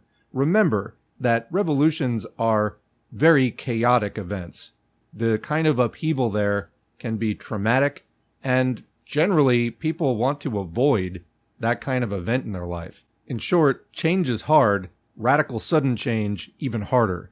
But sometimes it does happen because it's necessary. But it doesn't just happen on its own because it's necessary. It happens because it's necessary because people realized that it is necessary, and they decide that the cost of going through the change is actually lower than the cost of trying to perpetuate the system. In other words, the cost of going on as things are becomes greater than the cost of stepping up to change it and facing all of the uncertainty that that entails. And again, how does a mass movement of the organized armed proletariat come to that realization? Through struggle, through sharpening class consciousness. That's how we figure out that the hammer blows of social revolution are necessary. But necessary, doable, and worth it are not all the same things, and it's not always the case that all of those are realized and accepted at once. This is the point of agitation and education, is to help people to realize that and to get that discussion going and help build off of people's everyday experiences and putting it in the overall historic perspective and raising that consciousness among the proletarian class about their revolutionary role in historical development. It requires and calls out for their participation. But yeah, contrary to what the revisionists say, peaceful transition is not it. Capitalism doesn't just get quieter until it just goes to sleep. That's just not the way it works. Continuing. It is true that the present procedure of the social democracy does not consist in waiting for the antagonisms of capitalism to develop and in passing on only then to the task of suppressing them. On the contrary, the essence of revolutionary procedure is to be guided by the direction of this development once it's ascertained, and inferring from this direction what consequences are necessary for the political struggle. Thus, the social democracy has combated tariff wars and militarism without waiting for their reactionary character to become fully evident. Bernstein's procedure is not guided by a consideration of the development of capitalism, by the prospect of the aggravation of its contradictions. It is guided by the prospect of the attenuation of these contradictions. He shows this when he speaks of the, quote, adaptation of capitalist economy. Now, when can such a conception be correct? If it is true that capitalism will continue to develop in the direction it takes at present, then its contradictions must necessarily become sharper and more aggravated instead of disappearing. The possibility of the attenuation of the contradictions of capitalism presupposes that the capitalist mode of production itself will stop its own progress. In short, the general condition of Bernstein's theory is the cessation of capitalist development. This way, however, his theory condemns itself in a twofold manner. In the first place, it manifests its utopian character in its stand on the establishment of socialism, for it is clear that a defective capitalist development cannot lead to a socialist transformation. In the second place, Bernstein's theory reveals its reactionary character when it refers to the rapid capitalist development that is taking place at present. Given the development of real capitalism, how can we explain, or rather state, Bernstein's position? We have demonstrated in the first chapter the baselessness of the economic conditions on which Bernstein builds his analysis of existing social relationships. We have seen that neither the credit system nor cartels can be said to be, quote, means of adaptation of capitalist economy. We have seen that not even the temporary cessation of crises nor the survival of the middle class can be regarded as symptoms of capitalist adaptation. But even though we should fail to take into account the erroneous character of all these details of Bernstein's theory, we cannot help but be stopped short by one feature common to all of them. Bernstein's theory does not seize these manifestations of contemporary economic life as they appear in their organic relationship with the whole of capitalist development, with the complete economic mechanism of capitalism. His theory pulls these details out of their living economic context. It treats them as separate parts of a lifeless machine. Comment, we could say that this is a metaphysical and not a dialectical approach. Continuing, consider, for example, his conception of the adaptive effect of credit. If we recognize credit as a higher natural stage of the process of exchange, and therefore of the contradictions inherent in capitalist exchange, we cannot at the same time see it as a mechanical means of adaptation existing outside the process of exchange. It would be just as impossible to consider money, merchandise, and capital as, quote, means of adaptation of capitalism. However, credit, like money, commodities, and capital, is an organic link of capitalist economy at a certain stage of its development. Like them, it is an indispensable gear in the mechanism of capitalist economy, and at the same time, an instrument of destruction, since it aggravates the internal contradictions of capitalism. The same thing is true about cartels and the new perfected means of communication. The same mechanical view is presented by Bernstein's attempt to describe the promise of the cessation of crises as a symptom of the, quote, adaptation of capitalist economy. For him, crises are simply derangements of the economic mechanism. With their cessation, he thinks, the mechanism could function well. But the fact is that crises are not derangements in the usual sense of the word. They are derangements without which capitalist economy could not develop at all. For if crises constitute the only method possible in capitalism, therefore the normal method, of solving periodically the conflict existing between the unlimited extension of production and the narrow limits of the world market, then crises are an organic manifestation inseparable from capitalist economy. In the unhindered advance of capitalist production lurks a threat to capitalism that is much greater than crises. It is the threat of the constant fall of the rate of profit, resulting not only from the contradiction between production and exchange, but from the growth of the productivity of labor itself. The fall in the rate of profit has the extremely dangerous tendency of rendering impossible any enterprise for small and middle-sized capitals. It thus limits the new formation and therefore the extension of placements of capital. And it is precisely crises that constitute the other consequence of the same process. As a result of their periodic depreciation of capital, crises bring a fall in the prices of the means of production, a paralysis of a part of the active capital, and in time, the increase of profits. They thus create the possibilities of the renewed advance of production. Crises therefore appear to be the instruments of rekindling the fire of capitalist development. Their cessation, not temporary cessation, but their total disappearance in the world market, would not lead to the further development of capitalist economy. It would destroy capitalism. True to the mechanical view of his theory of adaptation, Bernstein forgets the necessity of crises, as well as the necessity of new placements of small and middle-sized capitals. Comment, this guy's really making a lot of mistakes, honestly, very fundamental mistakes. And that is why the constant reappearance of small capital seems to him to be the sign of the cessation of capitalist development, though it is in fact a symptom of normal capitalist development. It is important to note that there is a viewpoint from which all the above-mentioned phenomena are seen exactly as they have been presented by the theory of, quote, adaptation. It is the viewpoint of the isolated or single capitalist who reflects in his mind the economic facts around him just as they appear when refracted by the laws of competition.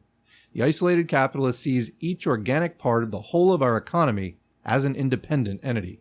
He sees them as they act on him, the single capitalist. He therefore considers these facts to be simple, quote, derangements of simple, quote, means of adaptation.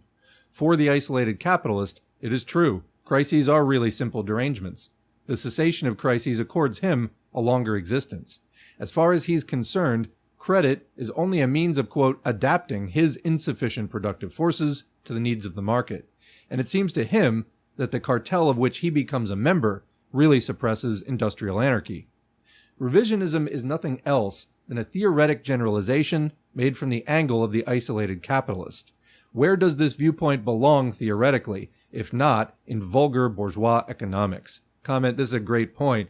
Basically what she's saying is that Bernstein's whole view is, presented as proletarian and Marxist, but he's actually presenting the reasoning of a single capitalist. But basically the wishes and fantasies of the single capitalist who wants the system that benefits him to go on forever. So this is pretty far from being proletarian, Marxist, etc. Continuing. All the errors of this school rest precisely on the conception that mistakes the phenomena of competition, as seen from the angle of the isolated capitalist, for the phenomena of the whole of capitalist economy. Just as Bernstein considers credit to be a means of, quote, adaptation to the needs of exchange, vulgar economy, too, tries to find the antidote against the ills of capitalism in the phenomena of capitalism. Like Bernstein, it believes that it is possible to regulate capitalist economy.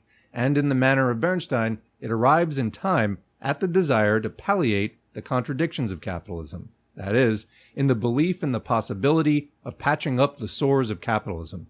It ends up by subscribing to a program of reaction. It ends up in a utopia. The theory of revisionism can therefore be defined in the following way. It is a theory of standing still in the socialist movement, built with the aid of vulgar economy on a theory of capitalist standstill. Part 2, Chapter 6, Economic Development and Socialism. The greatest conquest of the developing proletarian movement has been the discovery of grounds of support for the realization of socialism in the economic condition of capitalist society. As a result of this discovery, socialism was changed from a, quote, ideal dreamt of by humanity for thousands of years to a thing of historic necessity. Bernstein denies the existence of the economic conditions for socialism in the society of today. On this count, his reasoning has undergone an interesting evolution. At first, in the Neuzeit, he simply contested the rapidity of the process of concentration taking place in industry. He based his position on a comparison of the occupational statistics of Germany in 1882 and 1895. In order to use these figures for his purpose, he was obliged to proceed in an entirely summary and mechanical fashion. In the most favorable case, he could not, even by demonstrating the persistence of middle-sized enterprises, he could not in any way weaken the Marxian analysis because the latter does not suppose, as a condition for the realization of socialism, either a definite rate of concentration of industry, that is, a definite delay of the realization of socialism, or, as we have already shown, the absolute disappearance of small capitals, usually described as the disappearance of the petty bourgeoisie. In the course of the latest development of his ideas, Bernstein furnishes us in his book a new assortment of proofs, the statistics of shareholding societies. These statistics are used in order to prove that the number of shareholders increases constantly, and as a result, the capitalist class does not become smaller, but grows bigger. It is surprising that Bernstein has so little acquaintance with his material, and it is astonishing how poorly he utilizes the existing data in his own behalf. If he wanted to disprove the Marxian law of industrial development, by referring to the condition of shareholding societies, he should have resorted to entirely different figures. Anybody who is acquainted with the history of shareholding societies in Germany knows that their average foundation capital has diminished almost constantly. Thus, while before 1871, their average foundation capital reached the figure of 10.8 million marks, it was only 4.01 million marks in 1871, 3.8 million marks in 1873, less than a million from 1882 to 1887, 0.52 million in 1891, and only 0.62 million in 1892.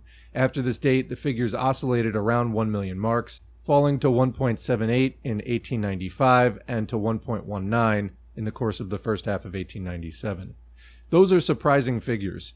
Using them, Bernstein hoped to show the existence of a counter-Marxian tendency for retransformation of large enterprises into small ones. The obvious answer to his attempt is the following. If you were to prove anything at all by means of your statistics, you must first show that they refer to the same branches of industry. You must not show that small enterprises really replace large ones. That they do not. Instead, they appear only where small enterprises or even artisan industry were the rule before. This, however, you cannot show to be true. The statistical passage of immense shareholding societies to middle-sized and small enterprises can be explained only by referring to the fact that the system of shareholding societies continues to penetrate new branches of production. Before, only a small number of large enterprises were organized as shareholding societies. Gradually, shareholding organization has won middle-sized and even small enterprises. Today, we can observe shareholding societies with a capital of below 1,000 marks. Now, what is the economic significance of the extension of the system of shareholding societies? Economically, the spread of shareholding societies stands for the growing socialization of production under the capitalist form. Socialization not only of large, but also of middle-size and small production. The extension of shareholding does not, therefore, contradict Marxist theory, but on the contrary, confirms it emphatically. What does the economic phenomenon of a shareholding society actually amount to? It represents, on the one hand, the unification of a number of small fortunes into a large capital of production. It stands, on the other hand, for the separation of production from capitalist ownership. That is, it denotes that a double victory is being won over the capitalist mode of production, but still on a capitalist basis. What is the meaning, therefore, of the statistics cited by Bernstein according to which an ever greater number of shareholders participate in capitalist enterprises? These statistics go on to demonstrate precisely the following. At present, the capitalist enterprise does not correspond, as before, to a single proprietor of capital, but to a number of capitalists. Consequently, the economic notion of capitalist no longer signifies an isolated individual. The industrial capitalist of today is a collective person composed of hundreds and even of thousands of individuals. The category capitalist has itself become a social category. It has become socialized, but within the framework of capitalist society. In that case, how shall we explain Bernstein's belief that the phenomenon of shareholding society stands for the dispersion and not the concentration of capital? Why does he see the extension of capitalist property where Marx saw its suppression? That is a simple economic error. By capitalist, Bernstein does not mean a category of production, but the right to property. To him, capitalist is not an economic unit, but a fiscal unit. And capital for him is not a factor of production, but simply a certain quantity of money. That is why, in his English Sewing Thread Trust, he does not see the fusion of 12,300 persons with money into a single capitalist unit, but 12,300 different capitalists. That is why the engineer Schulze, whose wife's dowry brought him a large number of shares from stockholder Müller, is also a capitalist for Bernstein. That is why, for Bernstein, the entire world seems to swarm with capitalists. Here, too, the theoretic base of his economic error is his popularization of socialism. For this is what he does. By transporting the concept of capitalism from its productive relations to property relations, and by speaking of simple individuals instead of speaking of entrepreneurs, he moves the question of socialism from the domain of production into the domain of relations of fortune. That is, from the relation between capital and labor to the relation between poor and rich. In this manner, we are merely led from Marx and Engels to the author of The Evangel of the Poor Fisherman. There is the difference, however. Weitling, with the sure instinct of the proletarian, saw in the opposition between the poor and the rich the class antagonisms in their primitive form, and wanted to make of these antagonisms a lever of the movement for socialism. Bernstein, on the other hand, locates the realization of socialism in the possibility of making the poor rich. That is, he locates it in the attenuation of class antagonisms and therefore in the petty bourgeoisie. True, Bernstein does not limit himself to the statistics of incomes. He furnishes statistics of economic enterprises, especially those of the following countries: Germany, France, England, Switzerland, Austria, and the United States. But these statistics are not the comparative figures of different periods in each country, but of each period in different countries. We are not, therefore, offered, with the exception of Germany, where he repeats the old contrast between 1895 and 1892, a comparison of the statistics of enterprises of a given country at different epochs, but the absolute figures for different countries: England in 1891, France in 1894, United States in 1890, etc. He reaches the following conclusion, quote, "Though it is true that large exploitation is already supreme in industry today, it nevertheless represents, including the enterprises dependent on large exploitation, even in a country as developed as Prussia, only half of the population occupied in production," unquote. This is also true about Germany, England, Belgium, etc. What does he really prove here? He proves not the existence of such and such a tendency of economic development, but merely the absolute relation of forces of different forms of enterprises, or, put in other words, the absolute relations of the various classes in our society.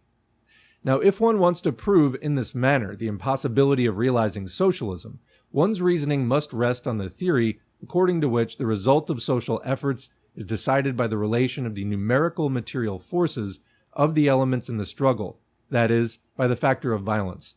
In other words, Bernstein, who always thunders against Blanchism, himself falls into the grossest Blanquist error. There is the difference, however. To the Blanquists, who represented a socialist and revolutionary tendency, the possibility of the economic realization of socialism appeared quite natural. On this possibility, they built the chances of a violent revolution, even by a small minority. Bernstein, on the contrary, infers from the numerical insufficiency of a socialist majority the impossibility of the economic realization of socialism. The social democracy does not, however, expect to attain its aim either as a result of the victorious violence of a minority or through the numerical superiority of a majority. It sees socialism come as a result of economic necessity and the comprehension of that necessity, leading to the suppression of capitalism by the working masses.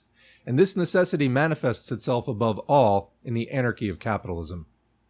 What is Bernstein's position on the decisive question of anarchy in capitalist economy? He denies only the great general crises. He does not deny partial and national crises. In other words, he refuses to see a great deal of the anarchy of capitalism. He sees only a little of it. He is, to use Marx's illustration, like the foolish virgin who had a child who was only very small. But the misfortune is that in matters like economic anarchy, little and much are equally bad.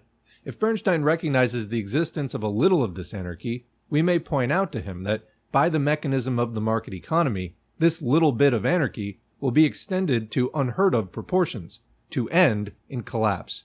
But if Bernstein hopes to transform gradually this bit of anarchy into order and harmony, while maintaining the system of commodity production, he again falls into one of the fundamental errors of bourgeois political economy, according to which the mode of exchange is independent of the mode of production. This is not the place for a lengthy demonstration of Bernstein's surprising confusion concerning the most elementary principles of political economy. But there is one point, to which we are led by the fundamental questions of capitalist anarchy, that must be clarified immediately. Bernstein declares that Marx's law of surplus value is a simple abstraction.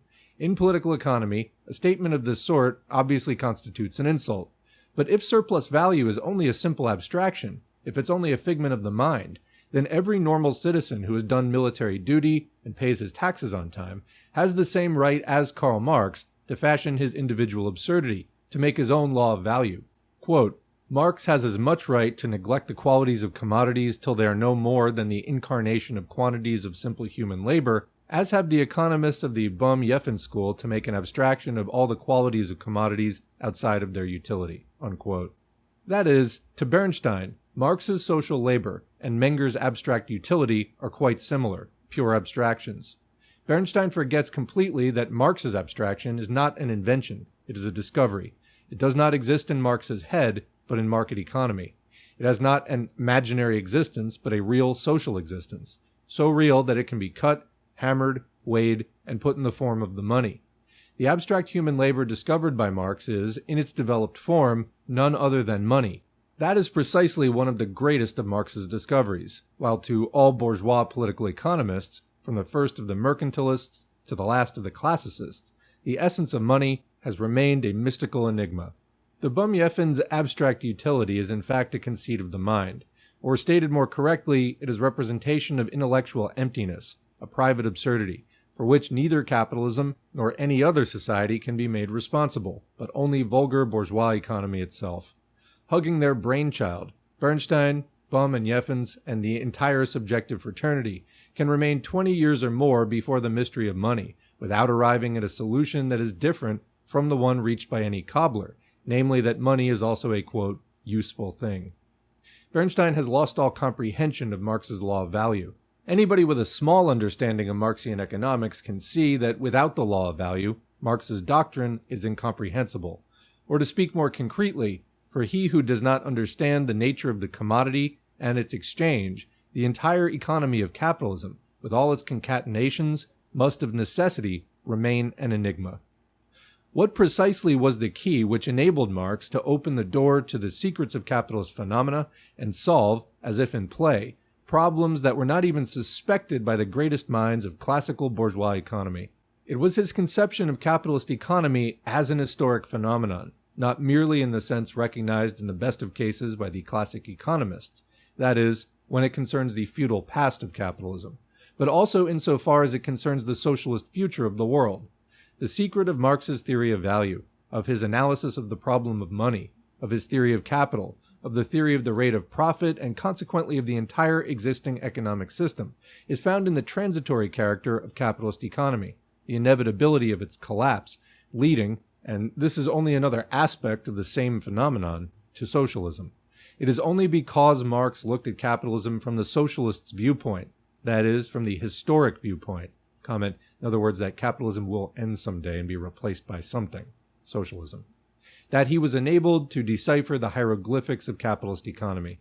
And it is precisely because he took the socialist viewpoint as a point of departure for his analysis of bourgeois society that he was in the position to give a scientific base to the socialist movement. This is the measure by which we evaluate Bernstein's remarks. He complains of the, quote, dualism found everywhere in Marx's monumental Capital, or Das Kapital. Quote, the work wishes to be a scientific study and prove at the same time a thesis that was completely elaborated a long time before the editing of the book. It is based on a schema that already contains the result to which he wants to lead, the return to the Communist Manifesto. Rosa Luxemburg adds, that is the socialist goal, proves the existence of vestiges of utopianism in Marx's doctrine, unquote. Comment, that's a pretty foundational criticism. I'm not sure how you continue to call yourself a Marxist from that point on. But I mean, as you can see in the content of what he was writing, there's actually massive departures. He just had to keep presenting it as Marxism so that people would listen, at least for a while. Continuing. But what is Marx's, quote, dualism, if not the dualism of the socialist future and the capitalist present? It is the dualism of capitalism and labor, the dualism of the bourgeoisie and the proletariat. It is the scientific reflection of the dualism existing in bourgeois society, the dualism of the class antagonism writhing within the social order of capitalism. Bernstein's recognition of this theoretic dualism in Marx as a, quote, survival of utopianism is really his naive avowal that he denies the class antagonisms in capitalism. Exactly. It is his confession that socialism has become for him only a, quote, survival of utopianism. What is Bernstein's monism, Bernstein's unity, as opposed to dualism, but the eternal unity of the capitalist regime, the unity of the former socialist who has renounced his aim and has decided to find in bourgeois society one and immutable, the goal of human development? Bernstein does not see in the economic structure of capitalism the development that leads to socialism, but in order to conserve his socialist program, at least in form, he is obliged to take refuge in an idealist construction placed outside of all economic development. He is obliged to transform socialism itself from a definite historical phase of social development into an abstract, quote, principle. That is why the cooperative principle, the meager decantation of socialism by which Bernstein wishes to garnish capitalist economy, appears as a concession made not to the socialist future of society, but to Bernstein's own socialist past. Chapter 7. Cooperatives, Unions, Democracy. Bernstein's socialism offers to the workers the prospect of sharing in the wealth of society. The poor are to become rich. How will this socialism be brought about? His article in the Neue Zeit, Problems of Socialism, contain only vague allusions to this question. Adequate information, however, can be found in his book. Bernstein's socialism is to be realized with the aid of these two instruments: labor unions, or as Bernstein himself characterizes them, economic democracy, and cooperatives. The first will suppress industrial profit, the second will do away with commercial profit. Cooperatives, especially cooperatives in the field of production, constitute a hybrid form in the midst of capitalism. They can be described as small units of socialized production within capitalist exchange. But in capitalist economy, exchanges dominate production. As a result of competition, the complete domination of the process of production by the interests of capital, that is, pitiless exploitation, becomes a condition for the survival of each enterprise. The domination of capital over the process of production expresses itself in the following ways. Labor is intensified. The workday is lengthened or shortened, according to the situation of the market. And depending on the requirements of the market, labor is either employed or thrown back into the street.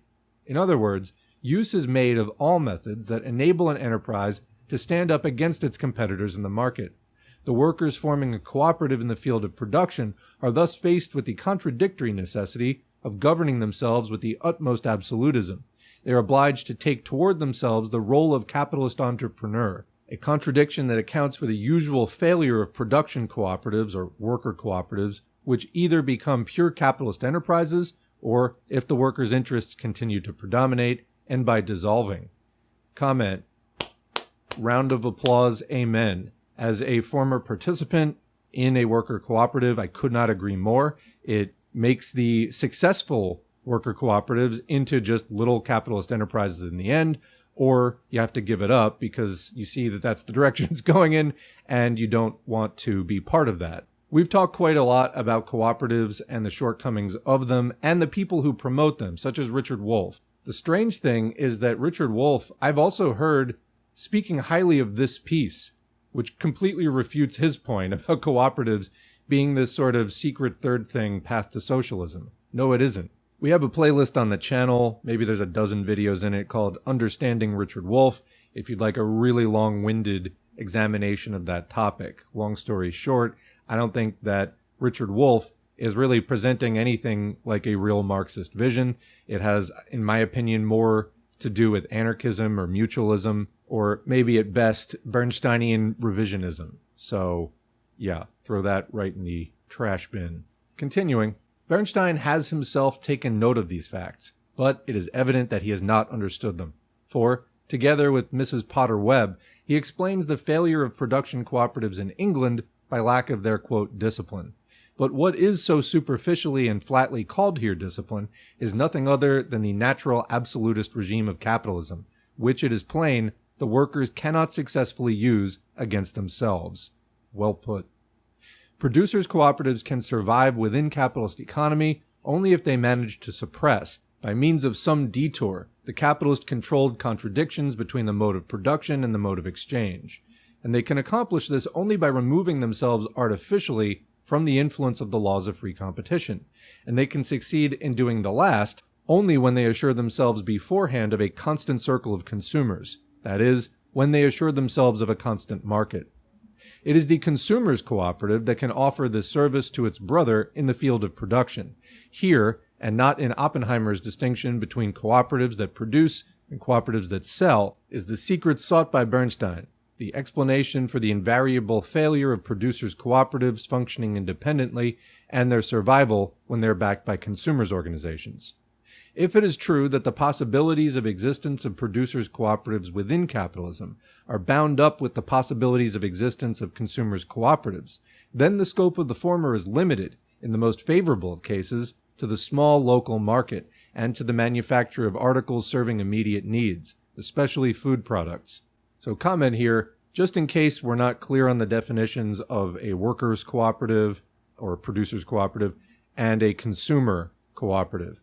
So a cooperative is an enterprise which is jointly owned, in the case of a workers' cooperative, by the workers. So you'd have a business where there may be a manager, there may be some internal hierarchy, there also may not be. It depends on the business, how horizontal it is. But anyway, the business is owned collectively by the workers. There may be certain criteria, like you have to work there for 6 months or a year before you can buy in, but basically it is owned by the people who work it, rather than just an owner-manager or an owner who hires a manager or, some capital group that owns a business. Consumers' cooperatives, on the other hand, are owned by the customers or consumers that go to that store. They were also known as buying clubs back in the day. Most of them that exist now really don't confer that much of a benefit to the members, in my opinion. Basically, the point of this is to eliminate retail capitalism. So the retailer buys from a wholesaler and then marks it up and sells it at retail prices, which are higher than the wholesale prices. The point of a consumer cooperative is to just let people buy at wholesale prices, thus eliminating the retailer middleman. However, in practice, most of these things maybe give you like a 5% discount or something like that. It's not really that much. I think that it used to be more powerful back in the day, like there would be a bigger discount. But again, in practice, most of these things, especially the food ones, which there were a lot of these in the sort of natural and organic food movement going back to the 60s and 70s. Today, a lot of them just operate pretty much like Whole Foods, like they have the same prices and everything. So they're really just, again, being shaped by the big capitalist players within the marketplace. That's not to say that there's absolutely no benefit to them, but in my opinion, it's pretty limited. Anyway, continuing. Consumers and therefore producers' cooperatives are excluded from the most important branches of capital production: the textile, mining, metallurgical, and petroleum industries, machine construction, locomotive, and shipbuilding. For this reason alone, forgetting for the moment their hybrid character, cooperatives in the field of production cannot be seriously considered as the instrument of a general social transformation. The establishment of producers' cooperatives on a wide scale would suppose, first of all, the suppression of the world market, the breaking up of the present world economy into small local spheres of production and exchange. The highly developed, widespread capitalism of our time is expected to fall back to the merchant economy of the Middle Ages. Comment, as with so many other anarchist-championed ideas. That's not just a slam, that is a fact. Continuing. Within the framework of present society, producers' cooperatives are limited to the role of simple annexes to consumers' cooperatives. It appears, therefore, that the latter must be the beginning of the proposed social change. But this way, the expected reform of society by means of cooperatives ceases to be an offensive against capitalist production. That is, it ceases to be an attack against the principal bases of capitalist economy. It becomes instead a struggle against commercial capital, especially small and middle-sized commercial capital. It becomes an attack made on the twigs of the capitalist tree. Comment, I just need to add, she's doing such a great... we've been talking about co-ops and the many flaws and limitations and advising people against getting caught up in this whole cooperatives can be the path to socialism thinking that is put out there very enthusiastically by people like Richard Wolff. And then people are like, yeah, we don't need a party. We don't need, struggle and all the, we'll just set up a lot of co-ops. Well, first of all, the co-op sector, as we've covered before, tends to be the crumbs of the economy. It's businesses, like what businesses can be taken over by workers that have very little capital?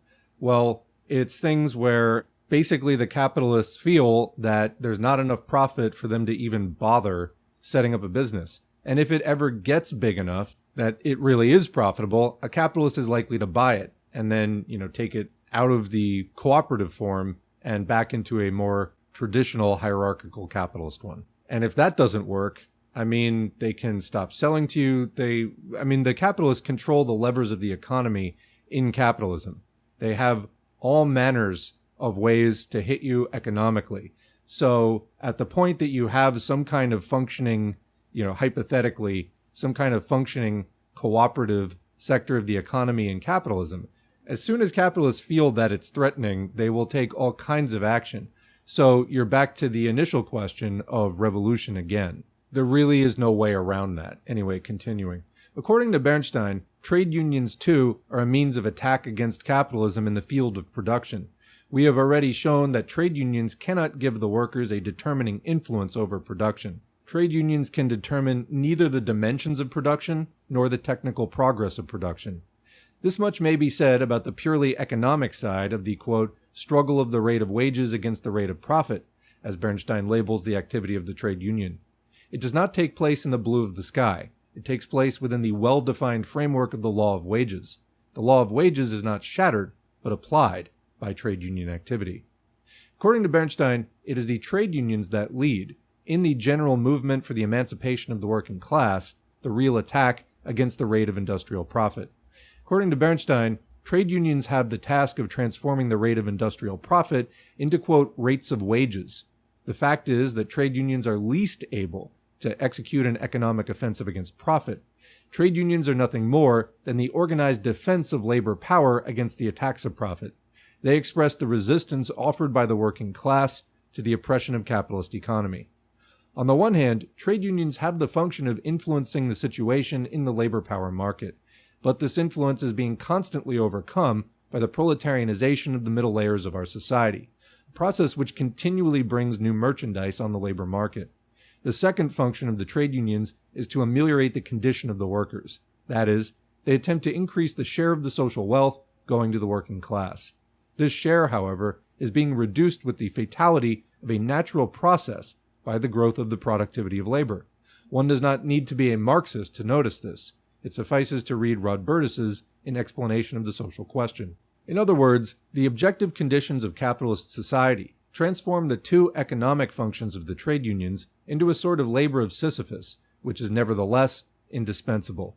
Sisyphus is the myth of the guy who keeps rolling the boulder up the hill and just has to repeat it forever. For as a result of the activity of his trade unions, the worker succeeds in obtaining for himself the rate of wages due to him in accordance with the situation of the labor power market. As a result of trade union activity, the capitalist law of wages is applied and the effect of the depressing tendency of economic development is paralyzed, or to be more exact, attenuated. However, the transformation of the trade union into an instrument for the progressive reduction of profit in favor of wages presupposes the following social conditions. First, the cessation of the proletarianization of the middle strata of our society. In other words, stopping the proletarianization of the petty bourgeoisie. Secondly, a stoppage of the growth of productivity of labor. We have in both cases a return to pre-capitalist conditions. Cooperatives and trade unions are totally incapable of transforming the capitalist mode of production, i.e., into socialism. And again, that's not to say that they have no value. It is to say, however, that they themselves cannot end capitalism. That is where, again, the hammer blow of social revolution must kick in. That is a separate step, the necessity of which the proletariat must be convinced by their struggles in the trade unions and in their parliamentary activity, etc. But again, Bernstein is trying to say that there's no need for revolution, that the trade unions and cooperatives can actually end capitalism in themselves. This is false. Continuing, this is really understood by Bernstein, though in a confused manner, for he refers to cooperatives and trade unions as a means of reducing the profit of the capitalists and thus enriching the workers. In this way, he renounces the struggle against the capitalist mode of production and attempts to direct the socialist movement to struggle against capitalist distribution. Again and again, Bernstein refers to socialism as an effort towards a, quote, just, juster, and still more just mode of distribution. It cannot be denied that the direct cause leading the popular masses into the socialist movement is precisely the unjust mode of distribution characteristic of capitalism. In other words, the things that are unfair about capitalism. When the social democracy struggles for the socialization of the entire economy, it aspires therewith also to a just distribution of the social wealth.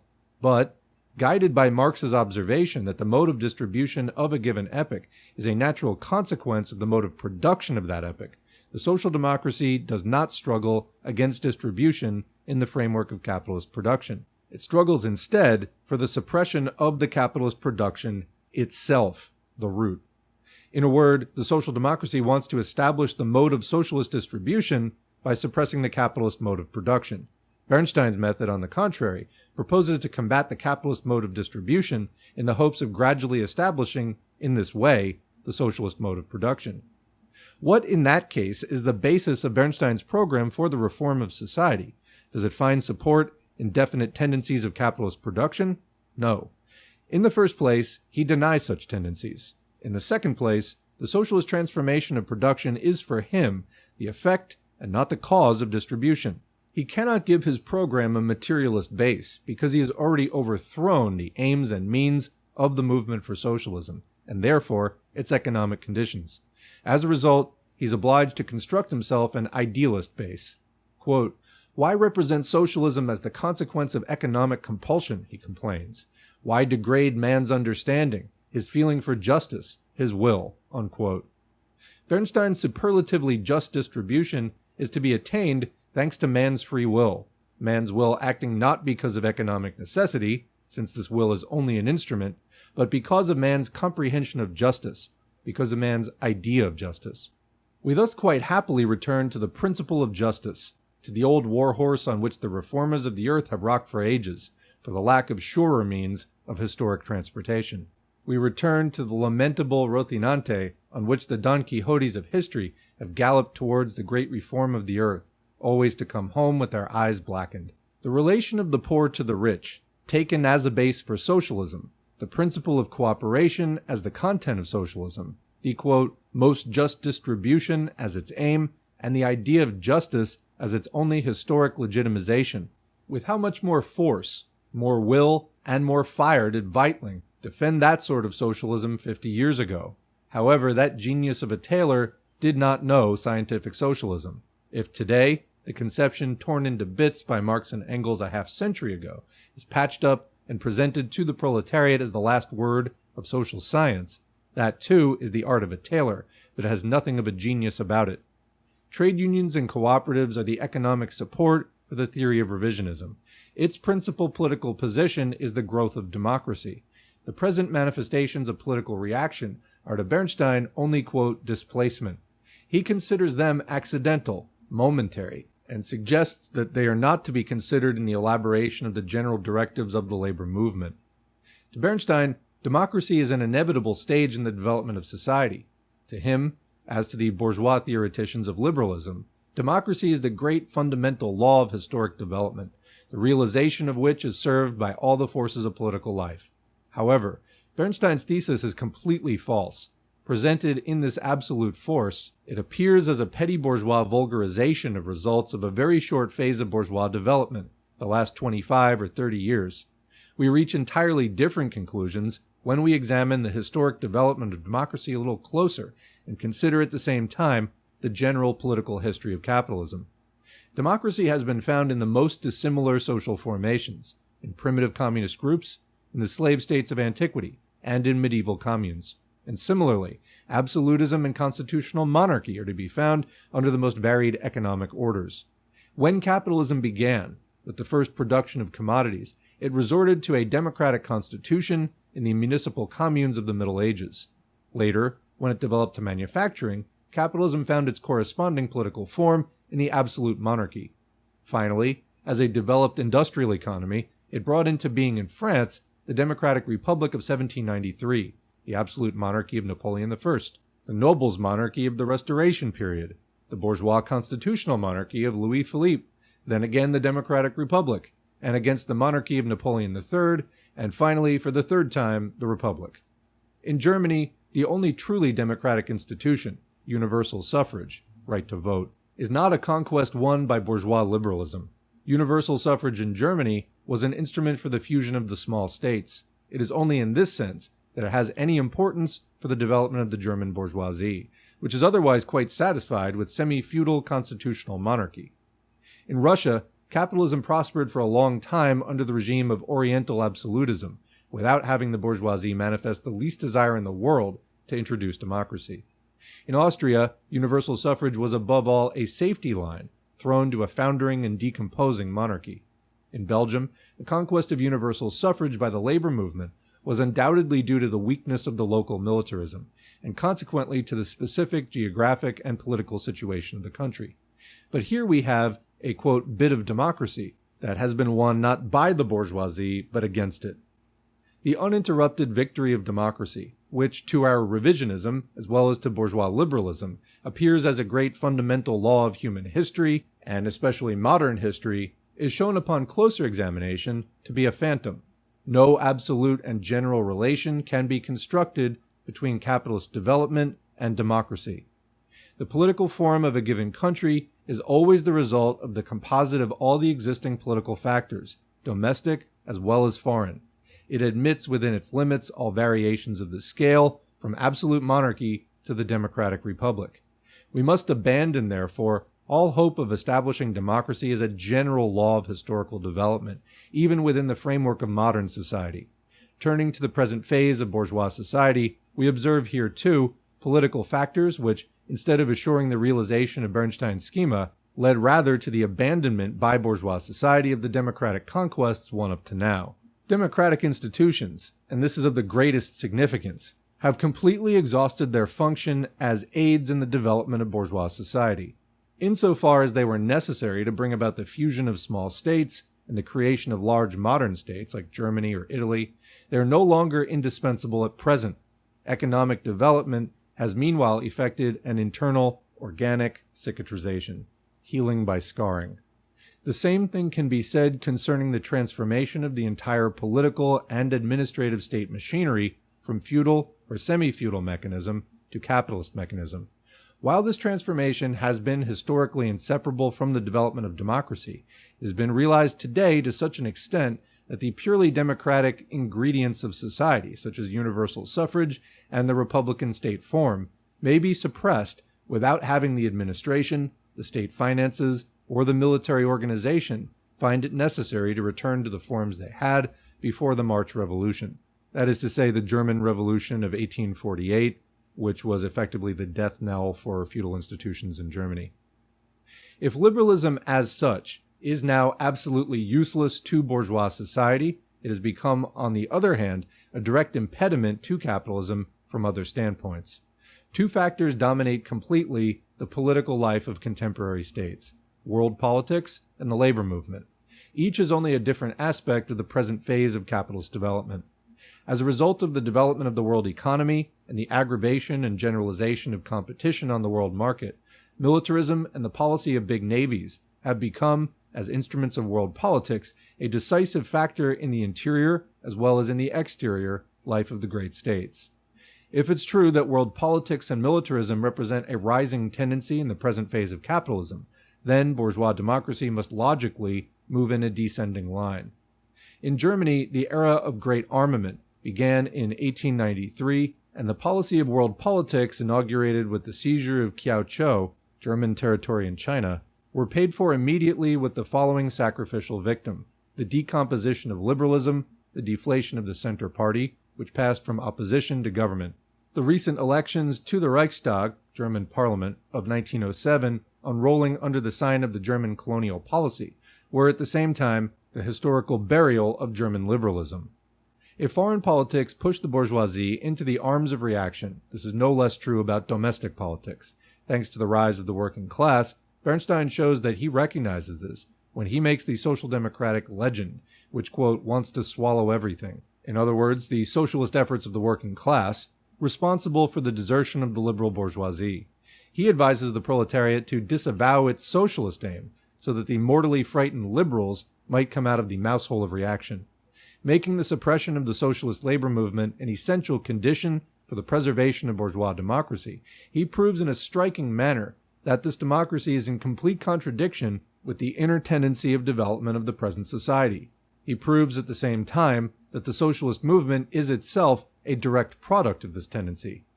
But he proves at the same time still another thing, by making the denouncement of the socialist aim an essential condition of the resurrection of bourgeois democracy. He shows how inexact is the claim that bourgeois democracy is an indispensable condition of the socialist movement and the victory of socialism. Bernstein's reasoning exhausts itself in a vicious circle. His conclusion swallows his premises. The solution is quite simple. In view of the fact that bourgeois liberalism has given up its ghost from fear of the growing labor movement and its final aim, we conclude that the socialist labor movement is today the only support for that which is not the goal of the socialist movement, democracy. We must conclude that democracy can have no support. We must conclude that the socialist movement is not bound to bourgeois democracy, but that on the contrary, the fate of democracy is bound up with the socialist movement. We must conclude from this that democracy does not acquire greater chances of survival as the socialist movement becomes sufficiently strong to struggle against the reactionary consequences of world politics and the bourgeois desertion of democracy. He who would strengthen democracy should want to strengthen and not weaken the socialist movement. He who renounces the struggle for socialism renounces both the labor movement and democracy. That's the end of chapter 7. What's she saying here? She's saying that democracy has basically run its course for the development of capitalism. Capitalism no longer, and this was over a century ago, needs democracy, at least in order to develop itself. And in fact, as the labor movement, the movement for socialism, rises, the bourgeoisie, previously liberal, is more and more likely to desert democracy and embrace what would become known as fascism in one of its many forms. You know, in the United States today, the Democratic Party, there's only two parties, first of all, and they're owned by the same class. We did this in a live stream a while ago, where if you break down the top 30 industries as shown on opensecrets.org, donating to the top Democrats and top Republicans, there's like 6 or 7 differences, but if you look at the top 10, there's like 1 or 2 differences only. Otherwise, it's the exact same industries in almost the exact same slots. So you have this farce of a democracy where you have two parties that are really similar in most key ways, somewhat different flavors to it, although the policy winds up being really similar in the end. The Republicans are obviously the more openly reactionary party, the Democrats the more outwardly progressive and liberal party, although in reality not really much gets translated into reality about that. And the Democratic Party, which first attained the White House in 1828, 195 years ago, is always going on about how we must save democracy, we must save democracy. The Republican Party, or at least major portions of it, is a threat to democracy. They don't believe in democracy, this and that. Well, if they really believed that, they would ally with the left to crush the Republican Party, send them into the dustbin of history. It could be done. There are major popular reforms that the Democratic Party could get behind, but they don't do this because that's not really the aim. So this whole rhetoric about we must preserve democracy and this and that, they're actually working hand in glove with the other party that they're supposedly so mortally concerned about. And through this whole good cop, bad cop psyop of a dog and pony show, which just goes on decade after decade, they get the people who are concerned about democracy. Yeah, that sounds bad, you know. We need democracy. But you're not getting any democracy in this system because it's not really on the menu. It's not up for offer. You mostly just get these right-wing Democrats that spent most of their campaign trying to appeal to Republicans in the first place. Or maybe you get some fake progressive that, like, once in office doesn't really do anything. Obama's a good example. So democracy per se has run its course, served its purpose for capitalism. However, like in the United States, they need to keep the appearance of democracy. Again, it doesn't really work that well anymore. Many people just see right through it, that the whole thing is basically a sham, and your two options that you're presented with are just basically, you know, they lead to the same destination in the end. But they keep up this sort of, you know, panic cycle rhetoric, and it sort of escalates from election to election, particularly in the last half century or so, about the, you know, impending threat of the right. And the only thing we can do is vote for another right-wing politician, but of a different party. So in this way, they protect the system from any sort of parliamentary left emerging. The whole thing is just so sick. There's so much mind games and gaslighting. And yeah, it's like a bad dysfunctional family system. Just lies, lies, lies throughout. Lies and manipulation. That's what they give you, basically, in the system. And there's no real choice. There's some illusion of choice, but in reality, there's not really much to choose from. So again, how did Luxemburg sum up? In view of the fact that bourgeois liberalism has given up its ghost from fear of the growing labor movement and its final aim, the ending of capitalism, we conclude that the socialist labor movement is today the only support for that which is not the goal of that movement, democracy. We must conclude that democracy can have no support. We must conclude that the socialist movement is not bound to bourgeois or capitalist democracy, but that on the contrary, the fate of democracy is bound up with the socialist movement. We must conclude from this that democracy does not acquire greater chances of survival as the socialist movement becomes sufficiently strong to struggle against the reactionary consequences of world politics and the bourgeois desertion of democracy. He who would strengthen democracy should want to strengthen and not weaken the socialist movement. He who renounces the struggle for socialism renounces both the labor movement and democracy. So in other words, when the socialist movement gets strong, the bourgeoisie renounces democracy. In other words, you can only have democracy insofar as it does not challenge capitalism. Therefore, this idea that bourgeois democracy is an indispensable condition of the socialist movement and the victory of socialism is preposterous. You want the rights that you can get, but you have to anticipate that they are going to try to pull them away from you, more or less in proportion to the strength of the movement.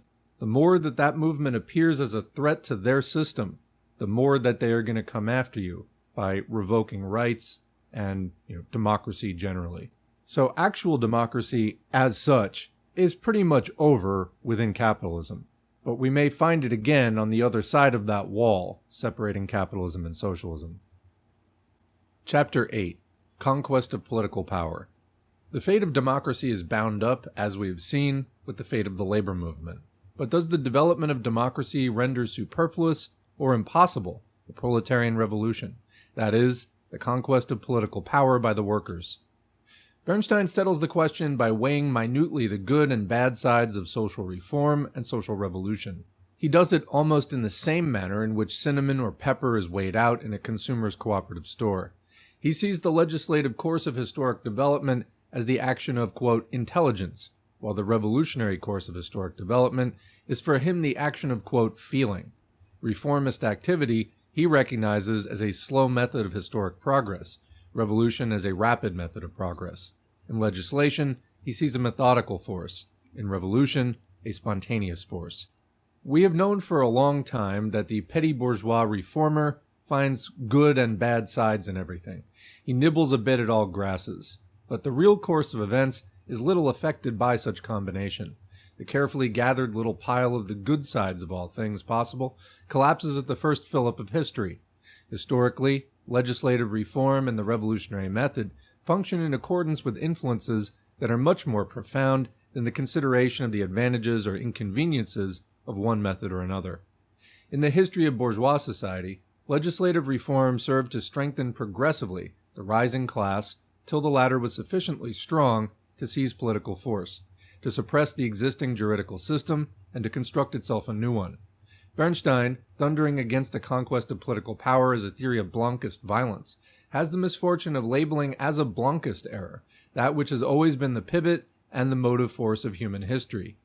Comment here, we've talked about Blanchism elsewhere on the channel. It was mentioned a little bit earlier. Again, this is the idea that a small group of revolutionary conspirators, rather than the masses themselves, can effectively launch a revolution.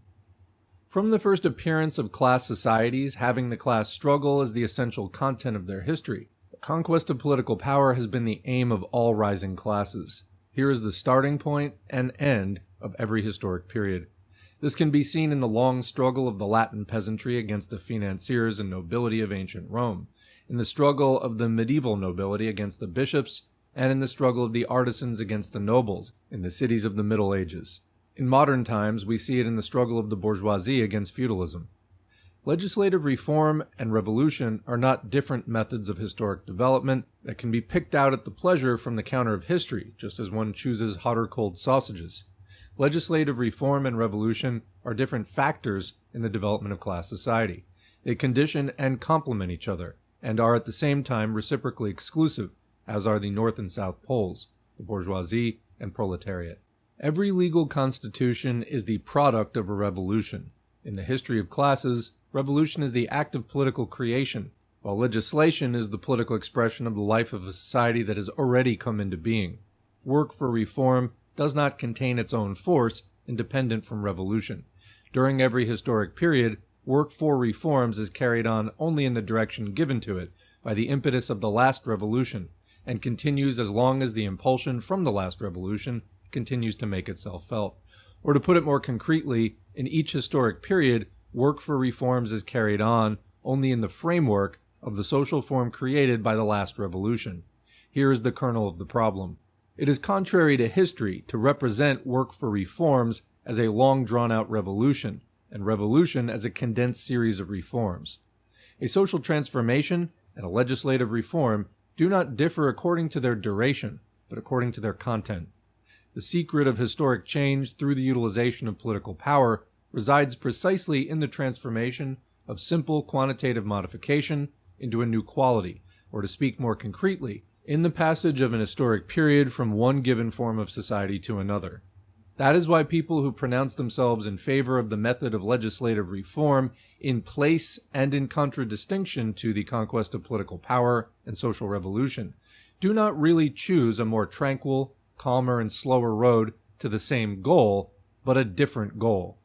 Instead of taking a stand for the establishment of a new society, they take a stand for surface modifications of the old society. If we follow the political conceptions of revisionism, we arrive at the same conclusion that is reached when we follow the economic theories of revisionism. Our program becomes not the realization of socialism, but the reform of capitalism. Not the suppression of the wage labor system, but the diminution of exploitation. That is, the suppression of the abuses of capitalism instead of the suppression of capitalism itself. Does the reciprocal role of legislative reform and revolution apply only to the class struggle of the past? It is possible that now, as a result of the development of the bourgeois juridical system, the function of moving society from one historic phase to another belongs to legislative reform, and that the conquest of state power by the proletariat has really become, quote, an empty phrase, as Bernstein puts it. The very opposite is true. What distinguishes bourgeois society from other class societies, from ancient society, and from the social order of the Middle Ages? Precisely the fact that class domination does not rest on acquired rights, but on real economic relations. The fact that wage labor is not a juridical relation, but purely an economic relation. In our juridical system, there's not a single legal formula for the class domination of today. The few remaining traces of such formulae of class domination are, as that concerning servants, survivals of feudal society. How can wage slavery be suppressed the legislative way if wage slavery is not expressed in the laws? Comment. So what's her point here? That wage slavery is not expressed in the laws, and that wage labor is not a juridical or law-based relation, but purely an economic relation, as contrasted with legally mandated forms of servitude, such as were present under feudalism. Well, the point is that this is sort of like the libertarian thing. It's like the grain of truth in the libertarian thing about capitalism being a voluntary arrangement. You know, you don't have to work for somebody else, etc. Except the reality is that most people can't effectively escape the labor market, so you kind of do unless you don't mind starving to death. Yes, it's technically not in the laws that you have to be an employee of such and such an employer. However, the real economic relations are that you do. So Luxemburg asks rhetorically, how can wage slavery be suppressed the legislative way if the roots of wage slavery is not found in the laws? Continuing, Bernstein, who would do away with capitalism by means of legislative reforms, finds himself in the same situation as Ouspensky's Russian policeman, who said, "Quickly I seized the rascal by the collar, but what do I see? The confounded fellow has no collar." And that is precisely Bernstein's difficulty. Quote, all previous societies were based on an antagonism between an oppressing class and an oppressed class. This is quoting from the Communist Manifesto. But in the preceding phases of modern society, this antagonism was expressed in distinctly determined juridical relations, and could, especially because of that, accord, to a certain extent, a place to new relations within the framework of the old. Quote, in the midst of serfdom, the serf raised himself to the rank of a member of the town community. Again, quoting the manifesto. How was that made possible? It was made possible by the progressive among the feudal privileges in the environs of the city, the corvée, the right to special dress, the inheritance tax, the lord's claim to the best cattle, the personal levy, marriage under duress, the right to succession, etc., which altogether constituted serfdom. In the same way, the small bourgeoisie of the Middle Ages succeeded in raising itself, while it was still under the yoke of feudal absolutism, to the rank of bourgeoisie. By what means? By means of the formal partial suppression or complete loosening of the corporative bonds, by the progressive transformation of the fiscal administration and of the army. Consequently, when we consider the question from the abstract viewpoint, not from the historic viewpoint, we can imagine, in view of the former class relations, a legal passage, according to the reformist method, from feudal society to bourgeois society. But what do we see in reality? In reality, we see that legal reforms not only do not obviate the seizure of political power by the bourgeoisie, but have on the contrary prepared for it and led to it. A formal social political transformation was indispensable for the abolition of slavery as well as for the complete suppression of feudalism. But the situation is entirely different now. No law obliges the proletariat to submit itself to the yoke of capitalism.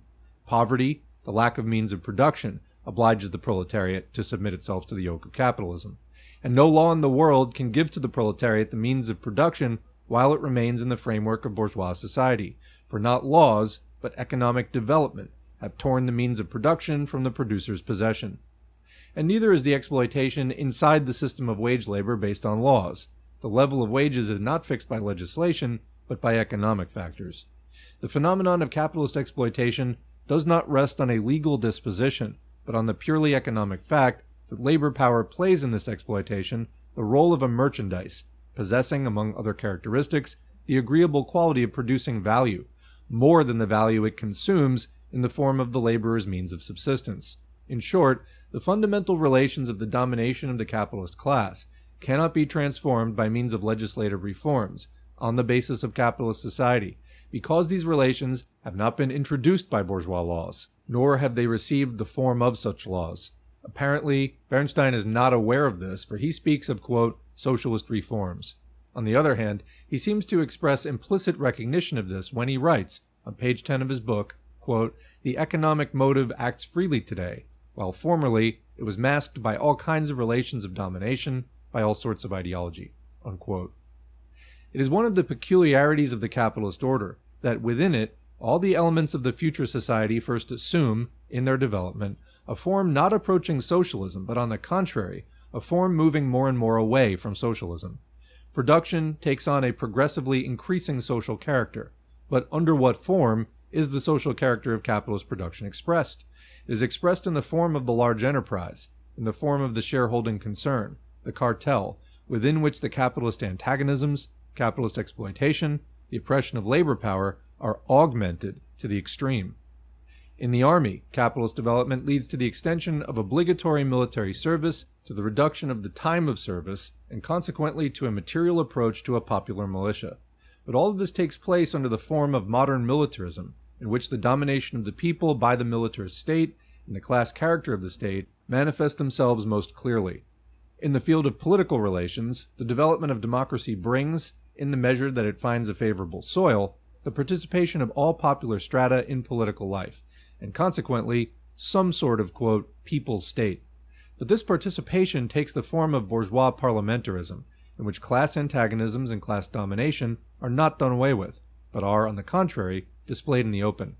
Exactly because capitalist development moves through these contradictions, it is necessary to extract the kernel of socialist society from its capitalist shell. Exactly for this reason must the proletariat seize political power and suppress completely the capitalist system. Of course, Bernstein draws other conclusions. If the development of democracy leads to the aggravation, and not to the lessening, of capitalist antagonisms, quote, the social democracy, he answers us, in order not to render its task more difficult, must by all means try to stop social reforms and the extension of democratic institutions, unquote. Indeed, that would be the right thing to do if the social democracy found to its taste, in the petty bourgeois manner, the futile task of picking for itself all the good sides of history and rejecting the bad sides of history. However, in that case, it should at the same time, quote, try to stop capitalism in general, for there is not doubt that the latter is the rascal placing all these obstacles in the way of socialism. But capitalism furnishes, besides the obstacles, also the only possibilities of realizing the socialist program. The same can be said about democracy. If democracy has become superfluous or annoying to the bourgeoisie, it is on the contrary necessary and indispensable to the working class. It is necessary to the working class because it creates the political forms, autonomous administration, electoral rights, etc., which will serve the proletariat as fulcrums in its task of transforming bourgeois society. Democracy is indispensable to the working class because only through the exercise of its democratic rights, in the struggle for democracy, can the proletariat become aware of its class interests and its historic task. In a word, democracy is indispensable not because it renders superfluous the conquest of political power by the proletariat, but because it renders this conquest of power both necessary and possible. When Engels, in his preface to the Class Struggles in France, revised the tactics of the modern labor movement and urged the legal struggle as opposed to the barricades, he did not have in mind, this comes out of every line of the preface, the question of a definite conquest of political power, but the contemporary daily struggle. He did not have in mind the attitude that the proletariat must take toward the capitalist state at the time of the seizure of power, but the attitude of the proletariat while in the bounds of the capitalist state. Engels was giving directions to the proletariat oppressed, not to the proletariat victorious. On the other hand, Marx's well-known sentence on the agrarian question in England, Bernstein leans on it heavily, in which he says, quote, "We shall probably succeed easier by buying the estates of the landlords," does not refer to the stand of the proletariat before, but after its victory. For there evidently can be a question of buying the property of the old dominant class only when the workers are in power. The possibility envisaged by Marx is that of the pacific exercise of the dictatorship of the proletariat, and not the replacement of the dictatorship with capitalist social reforms. Comment: so Marx is saying there we shall probably succeed easier by buying the estates of the landlords. The we is the proletariat in power. In other words, the proletariat's only in a position to execute a strategy like that after success in the conquest of state power. Continuing. There was no doubt from Marx and Engels about the necessity of having the proletariat conquer political power. It is left to Bernstein to consider the poultry yard of bourgeois parliamentarism as the organ by means of which we are to realize the most formidable social transformation of history, the passage from capitalist society to socialism. Bernstein introduces his theory by warning the proletariat against the danger of acquiring power too early. That is, according to Bernstein, the proletariat ought to leave the bourgeois society in its present condition, and itself suffer a frightful defeat. If the proletariat came to power, it could draw from Bernstein's theory the following, quote, practical conclusion: go to sleep. His theory condemns the proletariat at the most decisive moments of the struggle to inactivity, to a passive betrayal of its own cause. Our program would be a miserable scrap of paper if it could not serve us in all eventualities, at all moments of the struggle, and if it did not serve us by its application, not by its non-application. If our program contains the formula of the historical development of society from capitalism to socialism, it must also formulate, in all its characteristic fundamentals, all the transitory phases of this development, and it should, consequently, be able to indicate to the proletariat what ought to be its corresponding action at every moment on the road towards socialism. There can be no time for the proletariat when it will be obliged to abandon its program or be abandoned by it. Practically, this is manifested in the fact that there can be no time when the proletariat, placed in power by the force of events, is not in the condition, or is not morally obliged, to take certain measures for the realization of its program, that is, to take transitory measures in the direction of socialism. Behind the belief that the socialist program can collapse completely at any point of the dictatorship of the proletariat lurks the other belief that the socialist program is generally and at all times unrealizable. And what if the transitory measures are premature? The question hides a great number of mistaken ideas concerning the real course of a social transformation. In the first place, the seizure of political power by the proletariat, that is to say, by a large popular class, is not produced artificially. It presupposes, with the exception of such cases as the Paris Commune, when the proletariat did not obtain power after a conscious struggle for its goal, but fell into its hands like a good thing abandoned by everybody else, a definite degree of maturity of economic and political relations.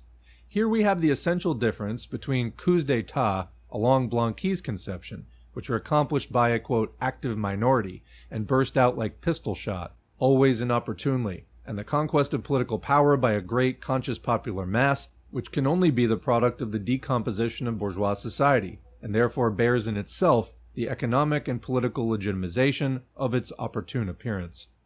If, therefore, considered from the angle of political effect, the conquest of political power by the working class cannot materialize itself, quote, too early, then from the angle of conservation of power, the premature revolution, the thought of which keeps Bernstein awake, menaces us like a sword of Damocles. Against that, neither prayers nor supplication, neither scares nor any amount of anguish are of any avail, and this for two very simple reasons. In the first place, it is impossible to imagine that a transformation as formidable as the passage from capitalist society to socialist society can be realized in one happy act. To consider that as possible is, again, to lend color to conceptions that are clearly Blancist.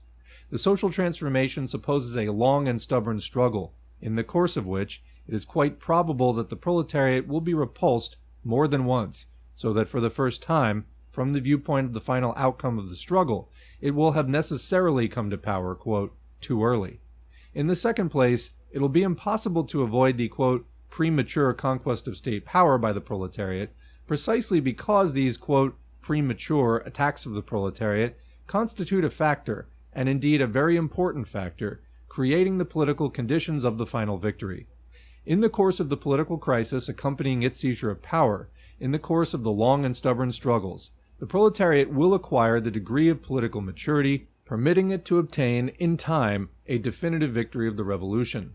Thus these, quote, premature attacks of the proletariat against the state power are in themselves important historic factors, helping to provoke and determine the point of the definite victory. Considered from this viewpoint, the idea of a premature conquest of political power by the laboring class appears to be a polemic absurdity derived from a mechanical conception of the development of society, and positing for the victory of the class struggle a point fixed outside and independent of the class struggle. Since the proletariat is not in the position to seize power in any other way than, quote, prematurely, since the proletariat is absolutely obliged to seize power once or several times, quote, too early, before it can actually maintain itself in power for good, the objection to the premature conquest of power is at bottom nothing more than a general opposition to the aspiration of the proletariat to possess itself of state power. Just as all roads lead to Rome, so too do we logically arrive at the conclusion that the revisionist proposal to slight the final aim of the socialist movement is really a recommendation to renounce the socialist movement itself. So that's the end of the chapter. Just to sum this up again, I thought she was very clear on this point that we have to try it when we're ready, and we in fact may not be really ready on the first go at least. But actually everything that we learn from that will create the conditions for the final victory. It's in other words like having a baby that can't walk yet, is only crawling, and the precondition for the baby starting to walk is that it can never fall down. In other words, it has to have the entire process of walking worked out by the time that it starts. This is impossible because the way that babies learn to walk is by practice, trial and error, and there's a lot of falling. So, no premature walking. You might fall down. Yeah, that's just kind of how it works. Now, of course, you could take this to the other logical extreme by not understanding this and start celebrating the falling. That's really not the point either. The point is learning how to walk, which eventually will result in, the successful conquest of walking, if you will. But the point is, if you're ready to start trying to do it, then it's not premature. You're ready to start. Chapter 9. Collapse. Bernstein began his revision of the social democracy by abandoning the theory of capitalist collapse. The latter, however, is the cornerstone of scientific socialism. By rejecting it, Bernstein also rejects the whole doctrine of socialism. In the course of his discussion, he abandons one after another of the positions of socialism in order to be able to maintain this, his first affirmation. Without the collapse of capitalism, the expropriation of the capitalist class is impossible. Bernstein therefore renounces expropriation and chooses a progressive realization of the, quote, cooperative principle as the aim of the labor movement. But cooperation cannot be realized without capitalist production. Bernstein therefore renounces the socialization of production and merely proposes to reform commerce and to develop consumers' cooperatives. But the transformation of society through consumers' cooperatives, even by means of trade unions, is incompatible with the real material development of capitalist society. Therefore, Bernstein abandons the materialist conception of history. But his conception of the march of economic development is incompatible with the Marxist theory of surplus value. Therefore, Bernstein abandons the theory of value and surplus value, and in this way, the whole economic system of Karl Marx. But the struggle of the proletariat cannot be carried on without a given final aim, and without an economic base found in the existing society. Bernstein, therefore, abandons the class struggle and speaks of reconciliation with bourgeois liberalism. But in a class society, the class struggle is a natural and unavoidable phenomenon. Bernstein, therefore, contests even the existence of classes in society. The working class is for him a mass of individuals, divided politically and intellectually, but also economically.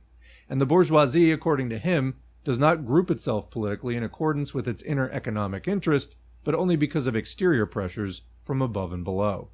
But if there is no economic base for the class struggle, and if consequently there are no classes in our society, not only the future, but even the past struggles of the proletariat against the bourgeoisie appear to be impossible, and the social democracy and its successes seem absolutely incomprehensible, or they can be understood only as the results of political pressure by the government, that is, not as the natural consequence of historic development, but as the fortuitous consequences of the policy of the Hohenzollern, not as the legitimate offspring of capitalist society, but as the bastard children of reaction.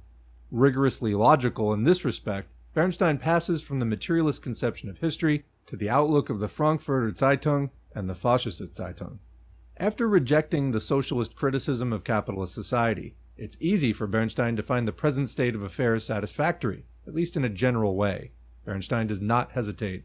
He discovers that at the present time, reaction is not very strong in Germany, that, quote, we cannot speak of political reaction in the countries of Western Europe, unquote, and that in all the countries of the West, quote, the attitude of the bourgeois classes toward the socialist movement is at most an attitude of defense and not one of oppression, unquote. This would not hold up well.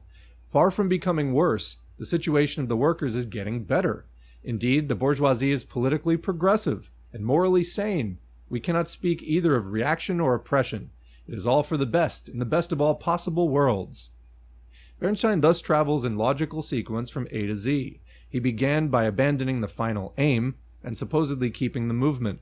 But as there can be no socialist movement without a socialist aim, he ends by renouncing the movement. And thus, Bernstein's conception of socialism collapses entirely. The proud and admirable symmetric construction of socialist thought becomes for him a pile of rubbish in which the debris of all systems, the pieces of thought of various great and small minds, find a common resting place. Marx and Proudhon, Leon von Buch and Franz Oppenheimer, Friedrich Albert Lange and Kant, Herr Prokopovich and R. Ritter von Neupauer, Herkner and Schulze Gebernitz, Lassalle and Professor Julius Wolff, all contribute something to Bernstein's system. From each he takes a little. There is nothing astonishing about that. For when he abandoned scientific socialism, he lost the axis of intellectual crystallization, around which isolated facts group themselves in the organic whole of a coherent conception of the world. His doctrine, composed of bits of all possible systems, seems upon first consideration to be completely free from prejudices, for Bernstein does not like talk of party science, or to be more exact, of class science, any more than he likes to talk of class liberalism or class morality. He thinks he is succeeding in expressing human, general, abstract science, abstract liberalism, abstract morality. But since the society of reality is made up of classes, which have diametrically opposed interests, aspirations, and conceptions, a general human science in social questions, an abstract liberalism, an abstract morality, are at present illusions, pure utopia. The science, the democracy, the morality considered by Bernstein as general, human, are merely the dominant science, dominant democracy, and dominant morality, that is, bourgeois science, bourgeois democracy, bourgeois morality. When Bernstein rejects the economic doctrine of Marx in order to swear by the teachings of Brentano, Böhm-Bawerk, Jaffons, Say, and Julius Wolff, he exchanges the scientific base of the emancipation of the working class for the apologetics of the bourgeoisie. When he speaks of the generally human character of liberalism and transforms socialism into a variety of liberalism, he deprives the socialist movement generally of its class character, and consequently of its historic content, consequently of all content, and conversely, recognizes the class representing liberalism in history, the bourgeoisie, as the champion of the general interests of humanity.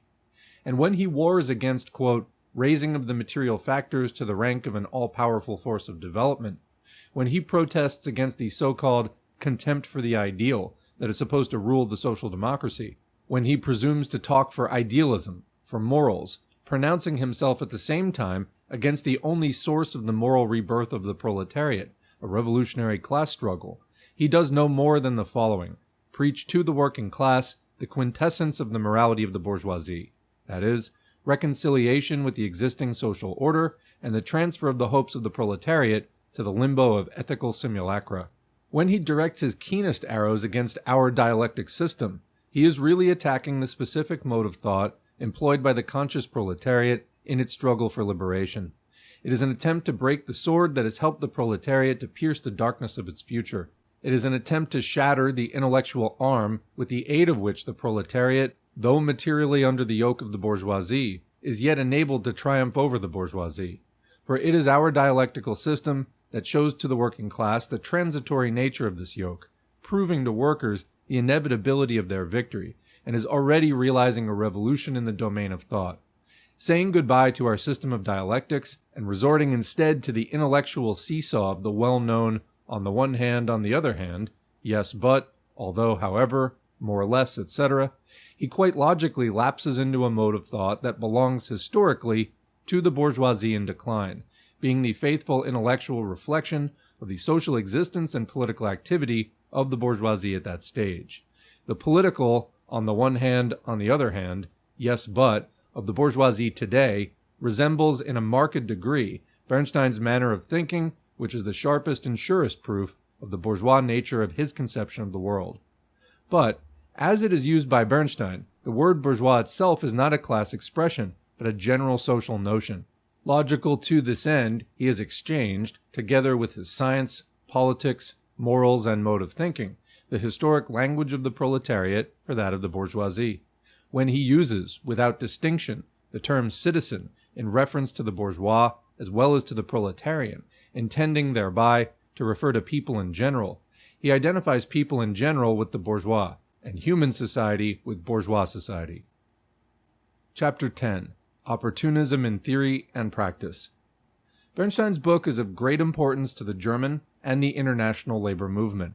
It is the first attempt to give a theoretic base to the opportunist currents common in the social democracy. These currents may be said to have existed for a long time in our movement, if we take into consideration such sporadic manifestations of opportunism as the question of subsidization of steamers. But it is only since about 1890, with the suppression of the anti-socialist laws, that we have had a trend of opportunism of a clearly defined character. Vollmar's state socialism, the vote on the Bavarian budget, the agrarian socialism of South Germany, Heine's policy of compensation, Schippel's stand on tariffs and militarism are the high points in the development of our opportunist practice. What appears to characterize this practice above all? A certain hostility to, quote, theory. I think I've heard that before. This is quite natural, for our theory, that is, the principles of scientific socialism, impose clearly marked limitations to practical activity, insofar as it concerns the aims of this activity, the means used in attaining these aims, and the method employed in this activity. It is quite natural for people who run after immediate, quote, practical results to want to free themselves from such limitations, and to render their practice independent of our, quote, theory. However, this outlook is refuted by every attempt to apply it in reality. State socialism, agrarian socialism, the policy of compensation, the question of the army, all constituted defeats to our opportunism. It is clear that if this current is to maintain itself, it must try to destroy the principles of our theory and elaborate a theory of its own. Bernstein's book is precisely an effort in that direction. That is why, at Stuttgart, all the opportunist elements in our party immediately grouped themselves around Bernstein's banner. If the opportunist currents in the practical activity of our party are an entirely natural phenomenon, which can be explained in the light of the special conditions of our activity and its development, Bernstein's theory is no less natural an attempt to group these currents into a general theoretic expression, an attempt to elaborate its own theoretic conditions, and the break with scientific socialism. That is why the published expression of Bernstein's ideas should be recognized as a theoretic test for opportunism and as its first scientific legitimization. What was the result of this test? We have seen the result. Opportunism is not in a position to elaborate a positive theory capable of withstanding criticism. All it can do is to attack various isolated theses of Marxist theory, and, just because Marxist doctrine constitutes one solidly constructed edifice, hope by this means to shake the entire system from the top to its foundation. This shows that opportunist practice is essentially irreconcilable with Marxism, but it also proves that opportunism is incompatible with socialism, the socialist movement in general, that its internal tendency is to push the labor movement into bourgeois paths, that opportunism tends to paralyze completely the proletarian class struggle. The latter, considered historically, has evidently nothing to do with Marxist doctrine, for before Marx, and independently from him, there have been labor movements and various socialist doctrines, each of which, in its way, was the theoretic expression corresponding to the conditions of the time, of the struggle of the working class for emancipation.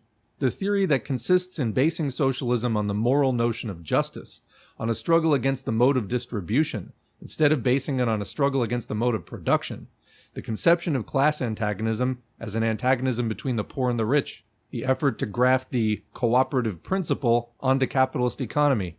All the nice notions found in Bernstein's doctrine already existed before him, and these theories were, in their time, in spite of their insufficiency, effective theories of the proletarian class struggle. They were the children's 7-league boots, thanks to which the proletariat learned to walk upon the scene of history. But after the development of the class struggle, and its reflex in its social conditions, had led to the abandonment of these theories, and to the elaboration of the principles of scientific socialism, there could be no socialism, at least in Germany, outside of Marxist socialism, and there could be no socialist class struggle outside of the social democracy. From then on, socialism and Marxism, the proletarian struggle for emancipation, and the social democracy were identical. That is why the return to pre-Marxist socialist theories no longer signifies today a return to the 7-league boots of the childhood of the proletariat, but a return to the puny, worn-out slippers of the bourgeoisie. Bernstein's theory was the first, and at the same time, the last attempt to give a theoretic base to opportunism. It's the last because in Bernstein's system, opportunism has gone, negatively through its renunciation of scientific socialism, and positively through its marshalling of every bit of theoretic confusion possible as far as it can. In Bernstein's book, opportunism has crowned its theoretic development, just as it completed its practical development in the position taken by Schiphol on the question of militarism, and has reached its ultimate conclusion. Marxist doctrine can not only refute opportunism theoretically, it alone can explain opportunism as an historic phenomenon in the development of a party. The forward march of the proletariat, on a world historic scale, to its final victory, is not, indeed, so simple a thing. The peculiar character of this movement resides precisely in the fact that here, for the first time in history, the popular masses themselves, in opposition to the ruling classes, are to impose their will, but they must effect this outside of the present society, beyond the existing society. This will the masses can only form in a constant struggle against the existing order, the union of the broad popular masses with an aim reaching beyond the existing social order, the union of the daily struggle with the great world transformation.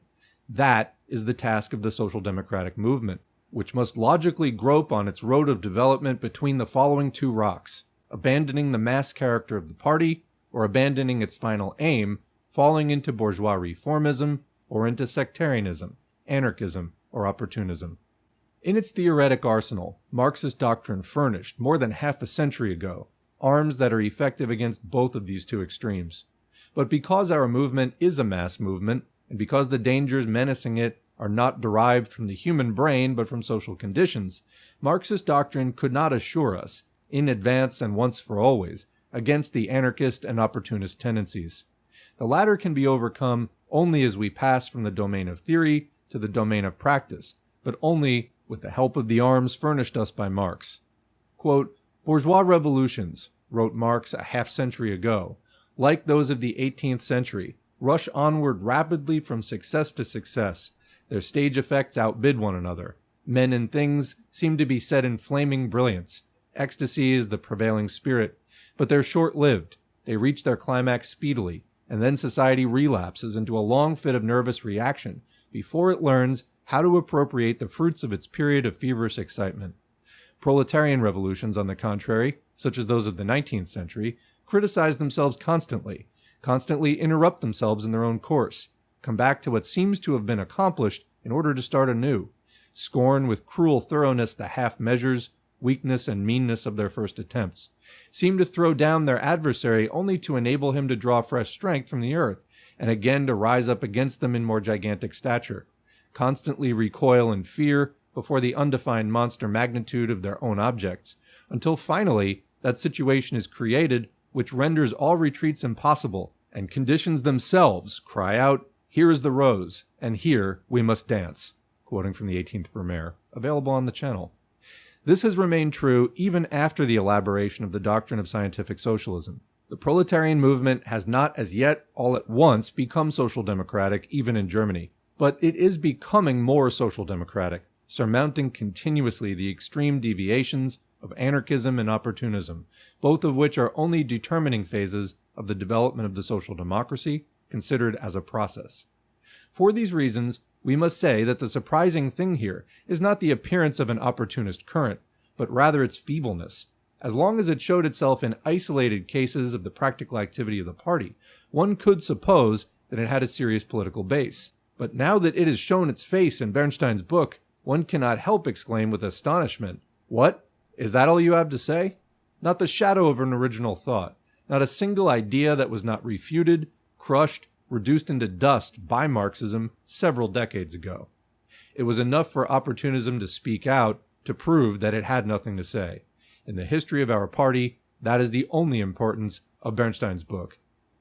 Thus saying goodbye to the mode of thought of the revolutionary proletariat, to dialectics, and to the materialist conception of history, Bernstein can thank them for the attenuating circumstances they provide for his conversion.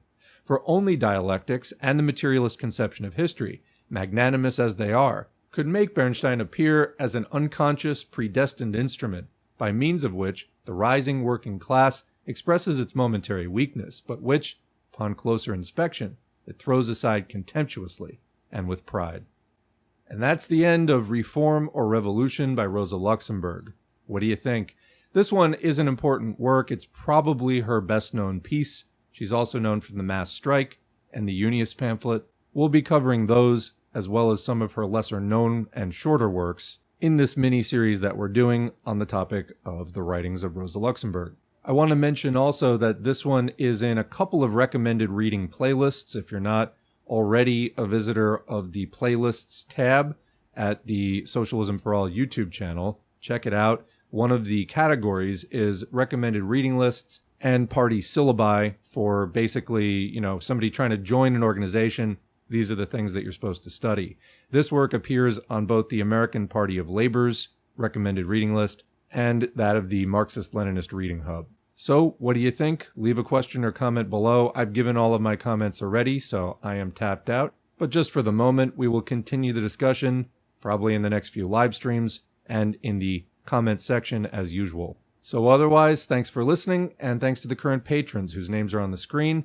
If you'd like to get your name on the screen, head to patreon.com/socialismforall. You can sign up for as little as $2 a month or more. We don't run ads or sponsorships on the channel. It is viewer supported, and those donations are greatly appreciated. I would make some kind of content even if nobody supported, but I wouldn't be able to spend nearly as much time and put as much effort into both the channel itself and the recordings and spreading it to various social media sites. We're now also on SoundCloud and Spotify, extending the presence and making it easier for people to stumble across this content because there are tons of working people out there with questions. We went through the 2008 global economic meltdown 15 years ago. I think that we're currently on the precipice of another huge general worldwide crisis. Luxemburg was talking in this piece about collapse, and that's where capitalism ends up. We're already in a phase in the United States, for example, where instead of paying wages to people, they have been extending credit for the last few decades. The system itself seems to be running out of road, and people are taking note. That's where we come in to step up with meaningful contributions. The United States working class has been really cut off from the international communist movement and kept in the dark about scientific socialism. We need to shine a light on that now, because there are so many mounting crises, whether it is the crisis of capitalism itself economically, the environmental crisis, climate change, and many other forms of devastating pollution, the global pandemic of COVID-19, which went into a bit of a lull earlier this year, but another wave is mounting, and they've pretty much just been letting it rip globally for the last year and a half. If capitalism could solve these crises, it would. The reason it hasn't is because it can't. Many people know this on some level. There's a lot of denial. There's a lot of difficulty in facing the tasks that actually are before us as the overwhelming majority of the population of the world, in terms of the revolutionary duty and historic tasks that are before us. But we want to tap into the more positive things going on. There is denial, but there is also curiosity. And we want to, anywhere that there is some spark of class consciousness, try to fan that into torchlight and a beacon, something that can show the way forward out of this situation. But, online agitation and education is good as far as it goes.